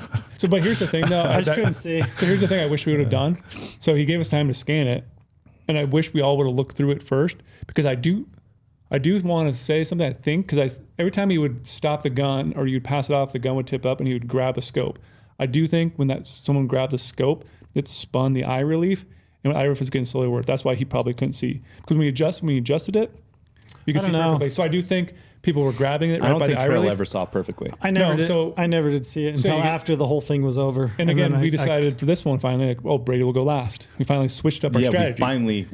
Anthony finally told us, like, listen, motherfuckers, like, you need an anchor. Like, that's very important. He literally started to yell at us, like, anchor goes at the end. Patient with us. He was patient, but finally by then. I do like he kind of let us do our thing so we can learn. Yeah. It's better to learn. Yeah, but once we weren't learning, he was like, hey, bro, the anchor goes last. Like, your best goes last. So you shot 11. I was thinking, okay, that's not bad. Like, we can pick it up then because it was a learning. So I figured you're going to pass some stuff over. We'll learn. We'll start to clean it up and tighten it up. Yeah. Trail gets on there. Yeah, I hit the first one, like, second shot? And then after that, I just couldn't hit anything. But I couldn't see the reticle at all. He kept saying he couldn't see it at all. And we're like, how can you can't see anything? He's like, no, I see where the left posts are coming in, but I don't see anything in the middle. And he's just shooting. And then I was like, just hold it in the middle. The reticle's in the middle. Yeah. Just hold it in the middle. I'm like, okay, I kept counting rounds because I wanted to make sure. And then the guy that was working the range is like, oh, that far one you got to hold over. And I'm like, I mean, how high? Yeah. I can't even see the reticle. There's nothing. So then I'm counting, and these rounds counts are starting to go up, and I'm starting to say, Trail, if you want to, just back away. Yeah. And I'll jump on. And he's like, all of a sudden, Trail moves over and starts shooting. And I'm like, if you feel confident, if you don't, back away. And he's like, boom, he shoots again. And I'm like, if you don't feel confident, Trail, pull off. Boom. Well, I just kept thinking, like, surely I'm going to hit it. Surely I'm going to hit one. Yeah. You should have just grabbed me by the shoulders and just thrown me to my back. So then Trail shoots 14. So now round total is at 25. Yeah, you had what, 6 rounds? I had 5 rounds to go. For 5 coyotes. And now I'm getting into it. No, I had 5. Gotcha. You had 14. Trust me. I shot 11. You didn't know anything was going on. You didn't even hear me saying you could back away. I shot 11. We both shot over our 10. I got into it too because once I didn't have all 5 cleared, but I was on the last one, I'm like, no, I'm going to keep shooting until I clear this thing. Yeah. But then I get on there, and the reticle was harder to see for me, but I could like adjust my eye to see it slightly, but I still couldn't see the circle that well. And again, like we're timed and quickly, but I should have realized like, oh, I should, adjust the eye relief quickly to make it see. Yeah. And then I just hit the one, and I couldn't hit any other ones because it was very difficult and not any rounds left. After the fact, when I could play with the eye relief, I could turn that thing all the way in, and I could actually see the reticle. Well, come to find out, you have a stigmatism. Yeah, I have astigmatism in my eye. You have a detached retina. I had. But you have a lot of pressure in your eye from it. I got a lot. My eyesight's not great. So farsighted in one eye, near in the other, and for whatever reason, at night with that reticle, doesn't work with a thermal. I just could not see it. Because what was it? You got hit by a baseball? Yeah, I was a DH in high school. Third at bat in a state playoff game. I struck out twice on a high slider. And my coach was just like, stay in no matter what. That slider's going to break. And so I stayed in on a third pitch and tried to bail at the last second. And instead of bailing to the inside, I bailed to the outside. There's a 87-mile-an-hour fastball to my face, like right in my right eye. So, yeah, that eye's... Turns out there's like a medical reason. You literally couldn't see. Yeah, I literally couldn't see. So it made it way worse. Whatever the eye relief was, it was way worse for you. I'm proud of us for being bad at night. It just shows our moral compass because I'm going to throw these guys under the bus. The Mountain Tough team. Yeah. Dustin Defendifer. It's the coolest last name ever. The Jactus team out there by far. They cleared in? They cleared all 15 coyotes with a 30-round mag in 2 minutes, 2:18 or something like that. Had them all cleared. Really? Cleared. Yes. They won that night shoot. Right on. They beat the poachers. They beat the Born Primitive team. Oh wow, that's incredible. Night shoot. They won it. So we got back to camp. I'm like, Dustin, why are you so good at night? What's the deal here? So I'm proud of us. We sucked at night. Yeah, we went to bed that night pretty deflated. I remember that. Wildly deflated. Feeling so bad. Because then we were definitely in last. We knew that for a fact. Yeah, well, I think Dana walked into camp and was like, not last anymore. Yeah, because the Kifaru team did good at night as well. Or at least better than us. Yeah, so that was kind of a bummer. Went to bed feeling pretty shitty. Real shitty. Yeah, we weren't feeling like goldfish and had a short memory. No, I was down on myself real hard. That's when we were not thinking clearly. I was so down on myself, I didn't even hardly sleep that night. My Whoop data was 4.5 hours of sleep that night. I was 25% recovered the next day. Mm-hmm. Yeah, it was rough. It was a rough. I don't know. You just want to do well, Yeah, am a competitive guy, and I don't like not knowing what to correct to be better. You know what I mean? That's like in a hunting situation, I know what to do. Yep. This one, I just felt lost. So I'm like, okay, I'm just going to bully it. I'm going to force it. But the next Turns day, out, didn't even force it. the next day, we're going to throw in some bows finally. We get the archery side. Now I'm going to get thrown under the bus. Let's go.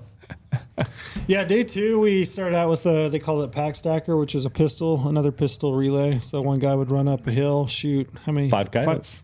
Those coyotes again. 5 coyotes. 5 clear coyotes. that, then they had to run around the end of the hill before the next guy could go. Like a pretty far run. Yeah. And it was a relay, so sprint down. That was probably 200 yard sprint to hit the finish line for the next guy to go. This is where I kind of did bad though. Like I was slow at running up the hill with the pistol because I was trying to acquire the targets, and I heard like if you go past it, you can't go back again. So I was like very cautiously trying to find it, and come to realize like they're actually really easy to see. I could have been a lot faster. Yeah, I was just very cautious. I didn't know where they were. But in the stage brief, it was like if you don't see one and don't engage it, you can't go back. You can't go back. So I was like very cautious. Like, is there a target here? Is there a target here? Because where the flags were, there weren't always a target at the flag. Yeah, but it turns out the flags were just like the course line. Course line wasn't necessarily. So I should have went faster, but whatever. It's a pistol. But we did okay. We left one standing coyote. This is pistol as well. So for us, we left one standing coyote of 15 15. We did all right. Yeah, but the next one. Yeah, next one was an archery shoot. They had a bedded bull elk archery. So first guy had to go range 10-minute time cap. 10-minute time cap, 4 arrows per person. Yep. Yeah. So we did the math. One at a time. Yeah. We were like, oh boy. Yeah. This is tight. Yeah. Tight. Which turns out, like again, I mean, that was one of those things. It was like, I don't know if we've got enough time to actually get 4 arrows off. We're going to be like right up against it, right? And we all thought that. We all thought that. And then in reality, we ended with what, 2 minutes? I mean, 2.5. Brady 2.5 minutes. Brady had almost 3 minutes, I guess, to make the last shot. Like we each could have had another 30 seconds at least. Yeah. So yeah, I went first. Yardages were ranged it, and then I would yell out yardage to you guys. So the first one was 63, the next one was 77, the third one was 93, and then the last one was 108. And again, I mean, at that point, I was just thinking like, oh, okay, foam is home. You know, I'm going to get an arrow into foam because I want to make sure that everybody gets a chance to actually shoot 4 arrows. Yeah.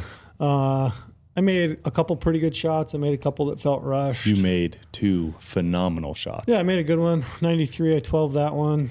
And then you 10 the 108. Yeah, I shot okay, actually, considering like I felt all right about it. It was a little breezy, but you know, we did good. I think you go Brady went second. Third? Or no, sorry, Brady went third. I went second. You went second. Yeah, Lorenzo went second.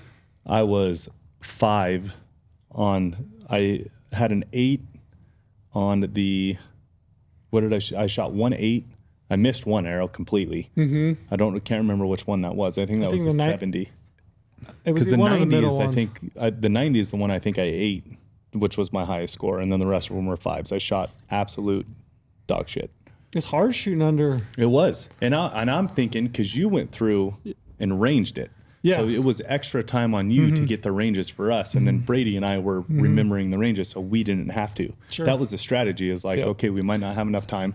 Trail, take your time, range them, yell them out to us. Yeah. We'll remember them and go from there. I remember the 4th target. I was like shaking so bad because I run up the hill and I'm just like nervous and you know I'm rushed and I got to make sure that I get a range. Like I was shaking so bad, I probably ranged that like 4 times. I went. The 60 was a 5.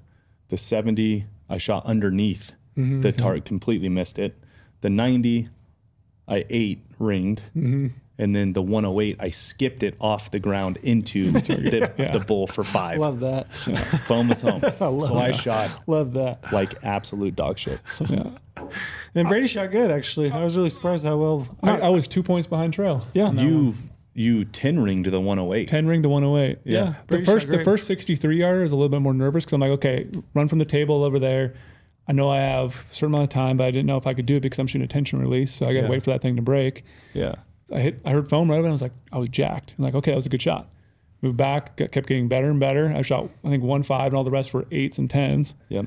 And then the 108, I was like, you guys have so much time. And the thing I told Trail afterwards, Trail kept saying, like, just do your shot, just pull. And that's how I was telling myself, pull. I tried to pull the cams off it. And he kept like telling me good things the whole time. Like, I really appreciated that of Trail of like calming me down a little bit.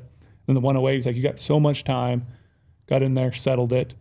and shot a 10 ring at the 108, and I was fucking stoked. Yeah. Like I was me so good being the feeling. middle shooter with the time cap, I thought my role was speed. You felt pinched. I felt super pinched because Yeah, I I'm can like, see that. my role is speed, right? Trail, go through, Yeah. take your time, get the yards. I felt like I needed to go through fast Yeah. to give you enough time to then also go through.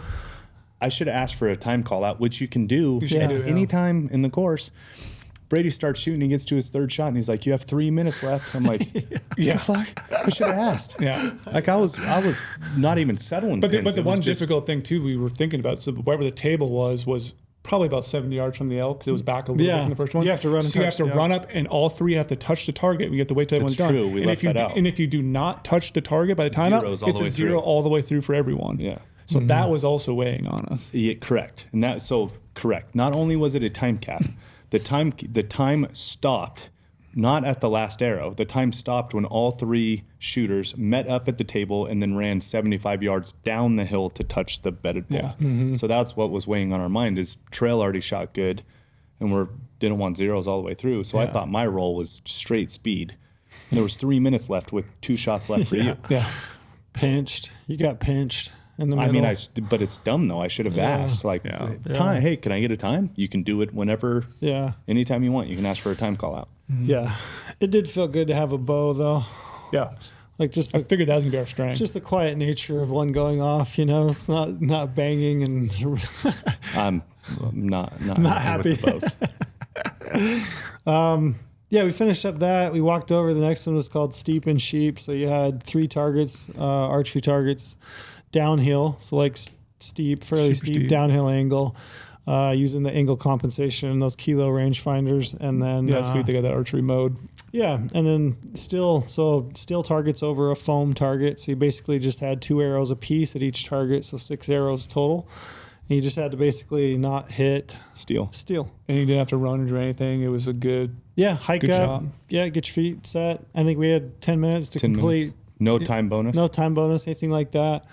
I was kind of bummed out. There was like no bonus or no scoring Me too. rings in Yeah, that. that's Like, what was hard. There's no score rings, no time bonus. Yeah, no We nothing. shot great. yeah, because I crunched those. And you Just- shot centers. Yeah, centers. You on shot those. all 6 centers. Yep, I shot really good on that one. Felt great. That was like, okay, I kind of know what I'm doing a little bit. Yeah. Like, I can trust the process, anchor in, execute a good shot, and I shot good shots on those. So You would have felt shot good. all of yours would have been 12s. Yeah, maybe 110, but other maybe than that, 110. I was hitting center. I shot Stacking really them. good on those. Yeah. Yep. And you guys shot good too. I mean, we had what? I two- had one bad shot on that. My second shot on the furthest target, the moose, was just the arrow it just didn't go off. I straight punched it. Yeah. We also had a couple of vehicles that ran through the middle. That was weird. frustrating. What did that? That was weird. Do you think any of that was intended? I don't know. Let's That take, was weird. Can you tell I'm a conspiracy theorist? yeah. A little bit. Like let's mess with them. They're the best at archery, so we're gonna make them pause. Now they're gonna get sweaty. Now they're gonna I think just about wondered it. if everybody- It's like calling that timeout in a free throw. Yeah. Just to ice the Yeah. guy. Try Yeah, it was to ice weird. the guy. We Yeah, had and 2 vehicles. Yeah, go and I through. wondered if everybody else did as well. Like, was that part of this No, whole thing? no Is one like, else did. hey, let's throw a monkey wrench in it a little bit. I think like, it was. let's Well, get it in threw their me heads. off. Yeah. Because by the time I got to the It's- last target, the last arrow was just not going off. And It I'm is like, funny how now. it is funny, like those little things. Yeah. Like if you build the process in your mind that it's going to go like this, and then something out of the norm happens, it's how you adapt to that. Yeah. Yeah. So I thought that was And I did interesting. not adapt once again. After that, we ran over to the 3-gun run. That was a fun one. I can't even remember. Do you remember? This is Oh, one. yeah. Do you? I remember. How This do we- was fun. It was a pistol. Oh, that one was fun. It was a pistol. It was a carbine 9mm. Yeah. And an AR. You had to clear a bunch of steel 300 targets. The blackout. 3 Yeah. blackout. So And then run pistol went back. first, so I went first. Yep. The first shot was what they call them C-zone targets, which is like a human silhouette, but it was 100 yards across the for a canyon pistol. with a pistol. That's And right. I hit it the first shot, and I'm like, hell yes, like let's roll. Here we go. Our pistol ace. Because then after that, it was a bunch of like fun, like a bunch of scattered targets. I think there was 11 total pieces of steel. And I love those ones where you run up and you had 3 shots from the same spot. You go ting, ting, ting. And I was like, and we found places where you could shoot through the branches and Yeah. get 3 cleared from one standing That's position. right. And we did really good. So you get through the 11th, you ground your pistol, or I grounded my pistol, and then I had to sprint back about 100 plus yards. I don't know, 100 yards. That also felt weird. I'm like, you want me to just throw that gun on the ground? Yeah, just throw it on the ground. Set it on the ground. Yeah. Well, so it was the relay. So I went through, cleared the 11, then I had to run back and then tag Brady in. Mm-hmm. And then Brady went through and cleared the 11, gun down, come back, get you. That one was fun, though. Hey, I thought we did good on that one again. I thought we did great. Any of those ones that we were running and it was relay style, the RO even said one at a time, we did really, did really well. The RO even said again, like, yeah, you guys are top 3 on the time. Like, you guys did good. Yeah, that one was a good one. The next one was the Carbine Canal, they call it. Yeah. That one was also really fun, I thought. That was fun, too. That was fun. It was basically just kind of a canyon, and you would engage 2 targets down low, so like one on either side of the canyon, and then you would run up to a point, and I think there were 8 targets scattered up through there. So you could basically shoot those 8 from that position and then run back and tag the next guy in. Yeah.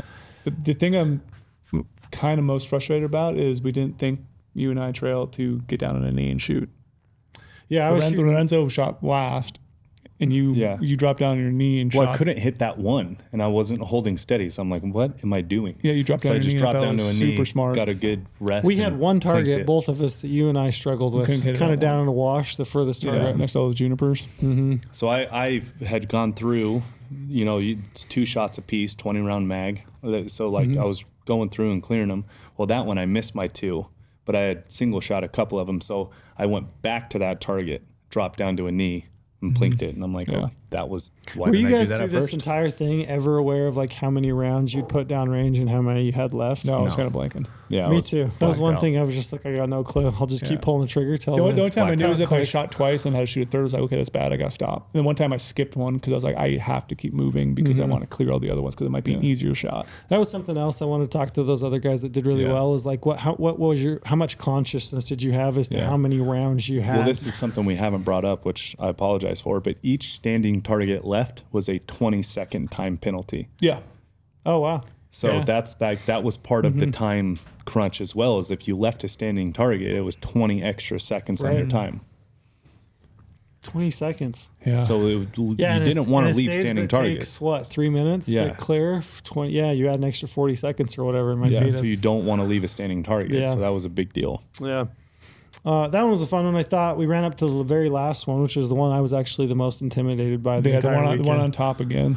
That was pretty intimidating. So the one up on top, it was a pistol shoot. You had to hit 30 still targets. Yep. And then run. You had 2 mags. 2 mags. So 40 rounds. 40 rounds. You had to clear 30. Then you had to run, half a mile? Half mile. It was far. It was really far. Maybe a quarter mile? I don't want to half a mile. Total, maybe quarter there, quarter back. Quarter back. It might have been. It was probably a half a mile full run. It was a long ways. Like, not to overstate it, it was a long fucking ways. Yeah. But the other thing, though, too, is part of the intimidation factor we're on top now. Again, at 4 PM. It's windy as hell. This is exactly where we did the single shot shuffle. And we hit it again at 4 PM. And I know that's not hugely important with a pistol, but some of those steel targets were 4-inch by 4-inch. And they're out there 60 yards away. Yeah. Like, it was intimidating to be like, okay. I think at one point during that, I turned to Brady and I was like, I'm about to completely shit the bed. Like this one, I may not even make it through the first 30. And we're talking about time penalties coming into this one. This one had the hugest time penalty. So you had to clear the 30, like you were saying, trail, shoot the 31st, which was a gimme. It was a 2 by 2 foot by 2 foot red plate. So whatever, or maybe not that big, but I mean, it was a guarantee to hit it. Well, that released you to run a quarter mile and again with a loaded weapon. With a loaded weapon, and it was uphill, by the way, the entire working the pistol shoot was downhill, and by the time you cleared that release target, it was uphill the whole way, the quarter mile. And you had to engage that C-zone, human silhouette target. You could get as close as you wanted, but that meant you had to run further, obviously. So if you're confident at 80, you could shoot at 80. If you wanted to go 20, you could run at 20, but that meant you had to run further. And there was a 15-minute total time cap for the 3 of us to finish. And if you didn't cross the finish line with all 3 people hitting that C-zone target quarter mile away out there, 300-second penalty. Yep. It was guaranteed last place if we didn't clear this. It was guaranteed last place. It was that point I was like, this is guaranteed last place. There's no way I clear this stage with a handgun. And you did. Yeah. Yeah, we Trail ran up close, and I saw where Trail dropped his pistol, and I was like, perfect. I'm going to go like 5 yards closer. Well, the one thing I could do was run. I'm like, I know I can run. So if I got to get, if I have to get 20 feet from it to hit the damn thing, I can make that up on the back end by running harder. Yep. Yeah. Yeah. So You cleared, but I actually did way better than I thought. Again, though, those 30 to clear, that was not easy. No, those were very small targets, and they had a lot of different ranges within it. Like, it was pretty intimidating to look at 30 of those. And again, in your head, you're thinking about ammo management. Because, like, what if you can't hit that last one? You have to hit the last one. You only have 40 rounds. Oh, I dropped a clip when I had one target left to hit, and then the big one before would release me to where I could run. And I very distinctly remember dropping that clip and being like, oh, shit. Yeah. This is where the wheels fall off the This is bus. I'm about to unload a whole mag on this 8-inch blade at 50 yards and just be left standing here without even the chance to run. Yeah. I remember thinking, just like, please just drop one in. Please I want to hear one ring. And you hit it. Yeah, I hit it finally. Yeah. But the run back was interesting too, because you start running downhill. Then you get to the point where you hit the bottom, then you have to run uphill the rest of the way. Then you're like, oh my gosh. It was like equally half down, half up. Yeah, you're trying to sprint the whole way because you want to leave enough time for your other people to go through. And you're just gassed by the time you get back. Anyway, we did really well in that one. Yeah, 11:20. I think we ended up second in that one. Out of everybody on that stage. Again, the movers. The movers and no communication. Relay movers. Yeah, if you didn't have to communicate and you could just do aggressively out physical the course. Yeah, you did well. Yeah, we did great. So it's kind of funny. And then we wrapped out that day with an archery shoot. They called it the Kilo Corral. So 7 targets, 7 3D targets.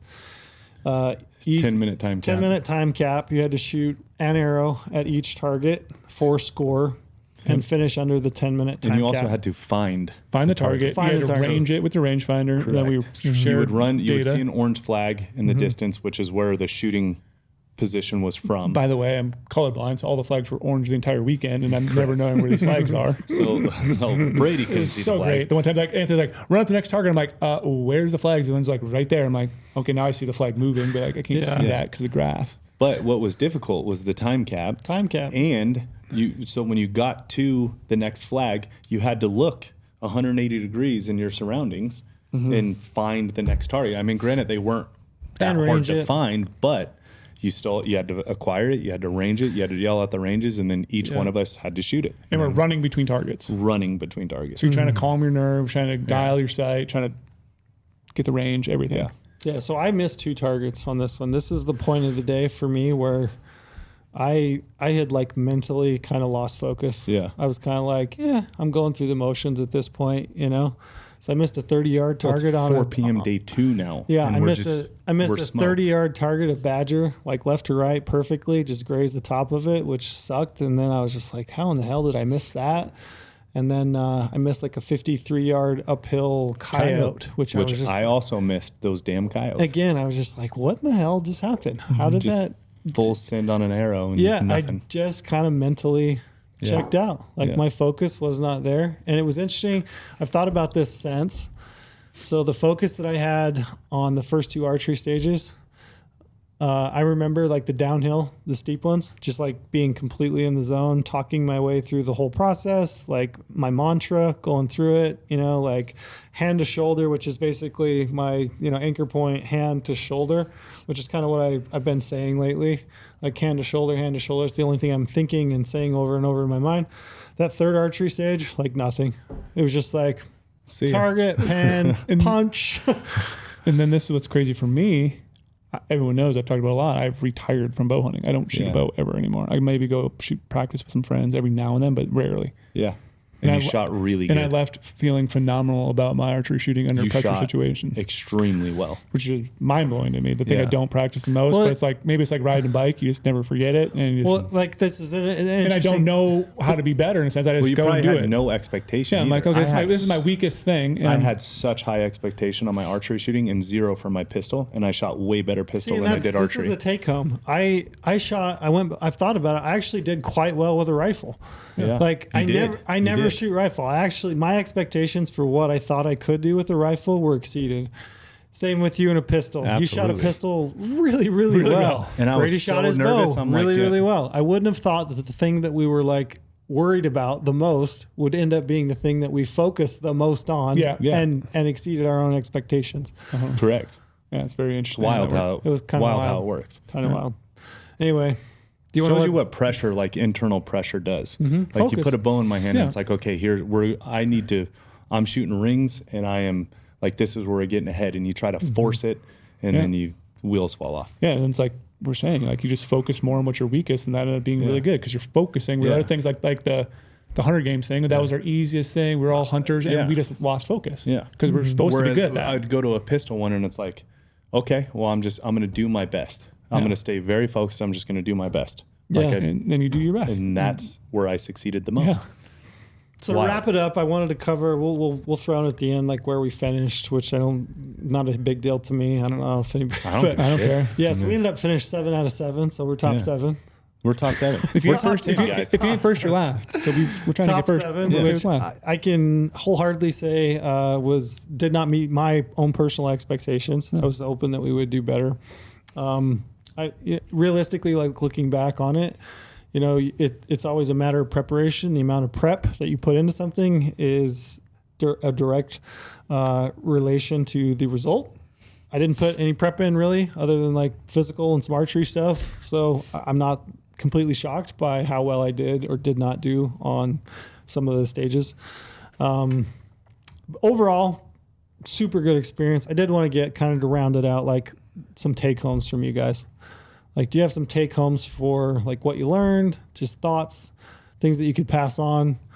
For me, I would say I'll go first and then let you guys get a chance to think about it. But for me, there was a couple of things. One, I thought it was really cool to talk to those guys that did well and just kind of get a gauge on their mindset. Mm-hmm. And their mindset was let it go.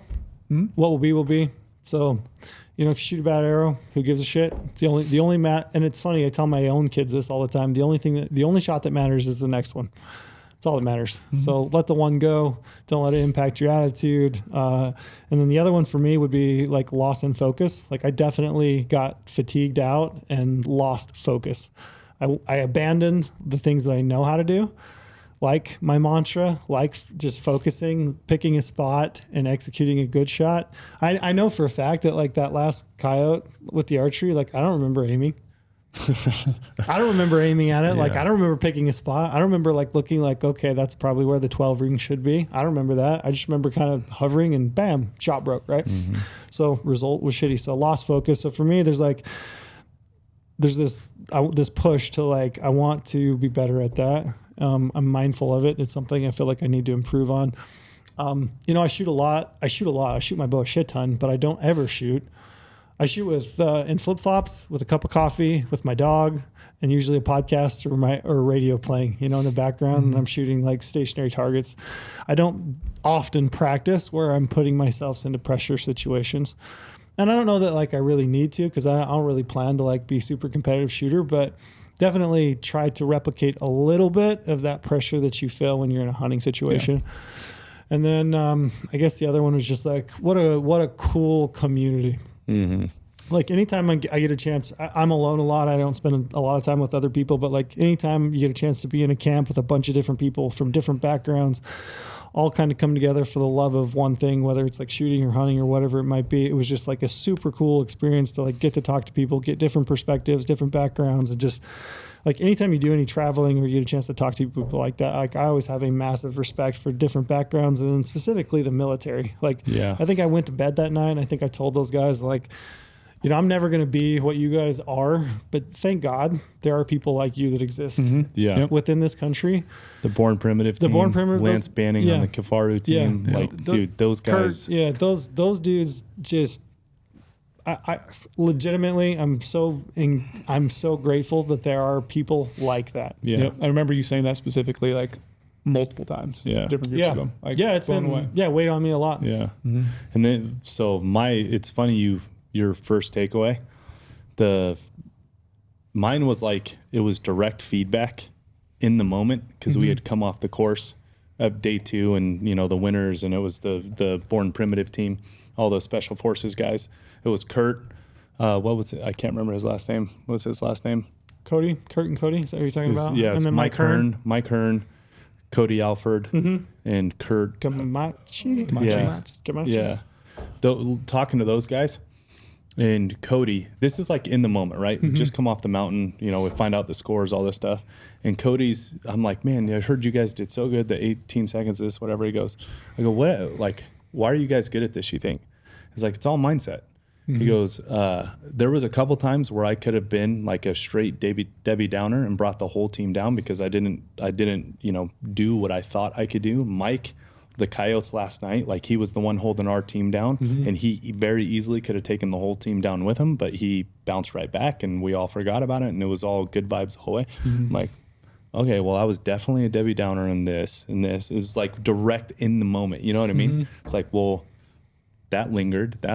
So I should probably drop those like immediately, right? Like the only shot that matters is the next one, or the only competition that matters is the next one. So I had the same takeaway of like, in those settings, which I would like to do again. I mean, if we go back to do this again next year or anything, I don't think I'm going to enter competitions like you trail. I don't think I'm going to be some big competitive shooter. But if we go do stuff like this, I mean, that's just such an easy, direct takeaway. And then the second one is dropping the expectation where like, okay, I'm going to force the archery because I know we can get ahead, which just completely set myself up for failure. And that's why I drug myself down the whole time from not doing well there. And then the third would be, those pressure situations, which again, like you trail, I don't know if I need to practice those, but it definitely wouldn't hurt. You know what I mean? Like it definitely wouldn't make me a worse hunter if I threw myself in some pressure situations every now and again. I was talking to a guy yesterday and he was like, yeah, those pressure situations like that you guys were in with the, the SIG games. He's like, yeah, it's, it's just one way that you can replicate it. And I was thinking about it as he was talking and I was like, I feel way less pressure in a hunting situation than I did there. Way more. Way less. I mean, for one, I'm there most of the time by myself. Two, there's no camera guy. There's no audience standing there watching me. Three, it's like just me and the animal. And I'm like so focused in that moment because you have to be. Yeah. Like it felt like a lot of the noise around me. I don't even pay attention to it in a hunting situation. It feels like my focus is all in. You have that killer focus when you have that animal. To me, there. A hunting situation is way more manageable than what I felt when I was up there. What? Because I know what to do. Yeah, I know it. I mean? It's and familiar. Like, and hunting is the perfect dance between aggression and patience. This doesn't have that where you like kind of let things happen and kind of make some things happen. This is like make it happen now. Yeah, a lot of it. For sure. Yeah, mine is pretty simple. I feel like going into this that I'm a good communicator. Yeah, and can explain things to people really easy and keep things going. But I feel like when we got out there, could have done way better communicating. I think learning how to communicate in a pressured situation and keep people, in the right direction. Yeah. I think that'd be really good. Talking about through the stages, how we can strategize the communication, like I said, on strategy, communication during the shots, communication afterwards, reflecting on things, just better communication. Because I feel like I communicate decent hunting, but I know now maybe I can improve on that and be even better. Yeah. And when I go hunting with people, we can have a better plan in the real time moment. And also, I think I just need to work on creating chaos when I'm actually out practicing, like literally creating chaos, like not just running around doing things, but create stressful situations to try to shoot. Like we said, like hunting to me is calm. It's actually really easy to lay down. Even if I have to hurry and take a shot, I feel like I can take a shot pretty quickly, but just introducing other sorts of chaos, switching things up. Me and Lorenzo to like sit and flip you with a rubber band in the face while you're or just like woods mentality, making noise and shit in the background. It's like just trying to figure out. I don't know how I can do it yet. I'm trying to think about it still. But what is the Happy Gilmore guy? Just introducing something that just like changes the script all the time, and so it's not the same repetitiveness. Because obviously I'm not a fast shooter. I take time. I know I can get a shot off with a rifle, but it's different in a sense than this. Like these are different weapons I've never used before. Just becoming more proficient with all sorts of different things and learning how to stand up or utilize rest if I need to, like just different things. Because obviously I don't shoot a pistol. I don't know how to stand with certain things. Like just learning more weapon types. I came home Sunday. I went out to the range with my kids and we shot pistols. Did you really? Look at you. Yeah, we went out and I was just like, that's awesome. Yeah, let's go out. So how'd you shoot? terrible. Yeah, and practicing with the pistol. That's a big lesson. 'Cause I sucked. I felt bad how horrible I was with the pistol because I have a hard time acquiring it. And even though we're talking about everything, I was hearing you talk like grabbing the magazine. The one guy was and like how to grip it and like you can force it around, like different tactics to learn how to hold things better. Yeah.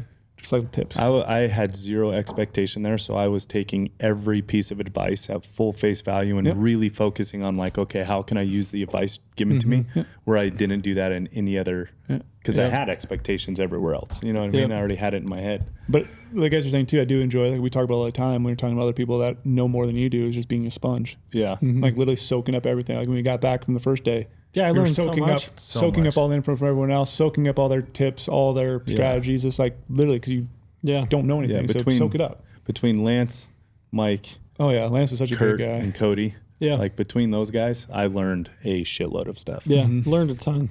A lot of mental stuff.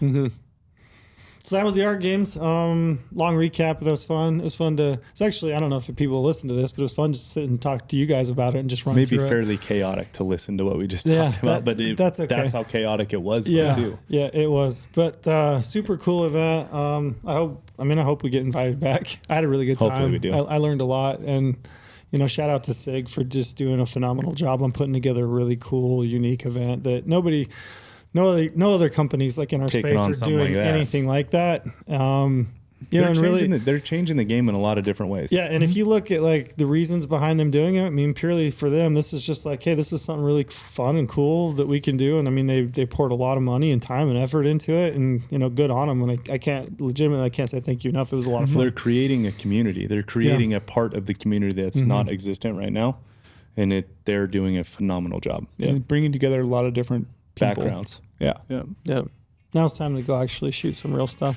Yeah. All right. Have a good one.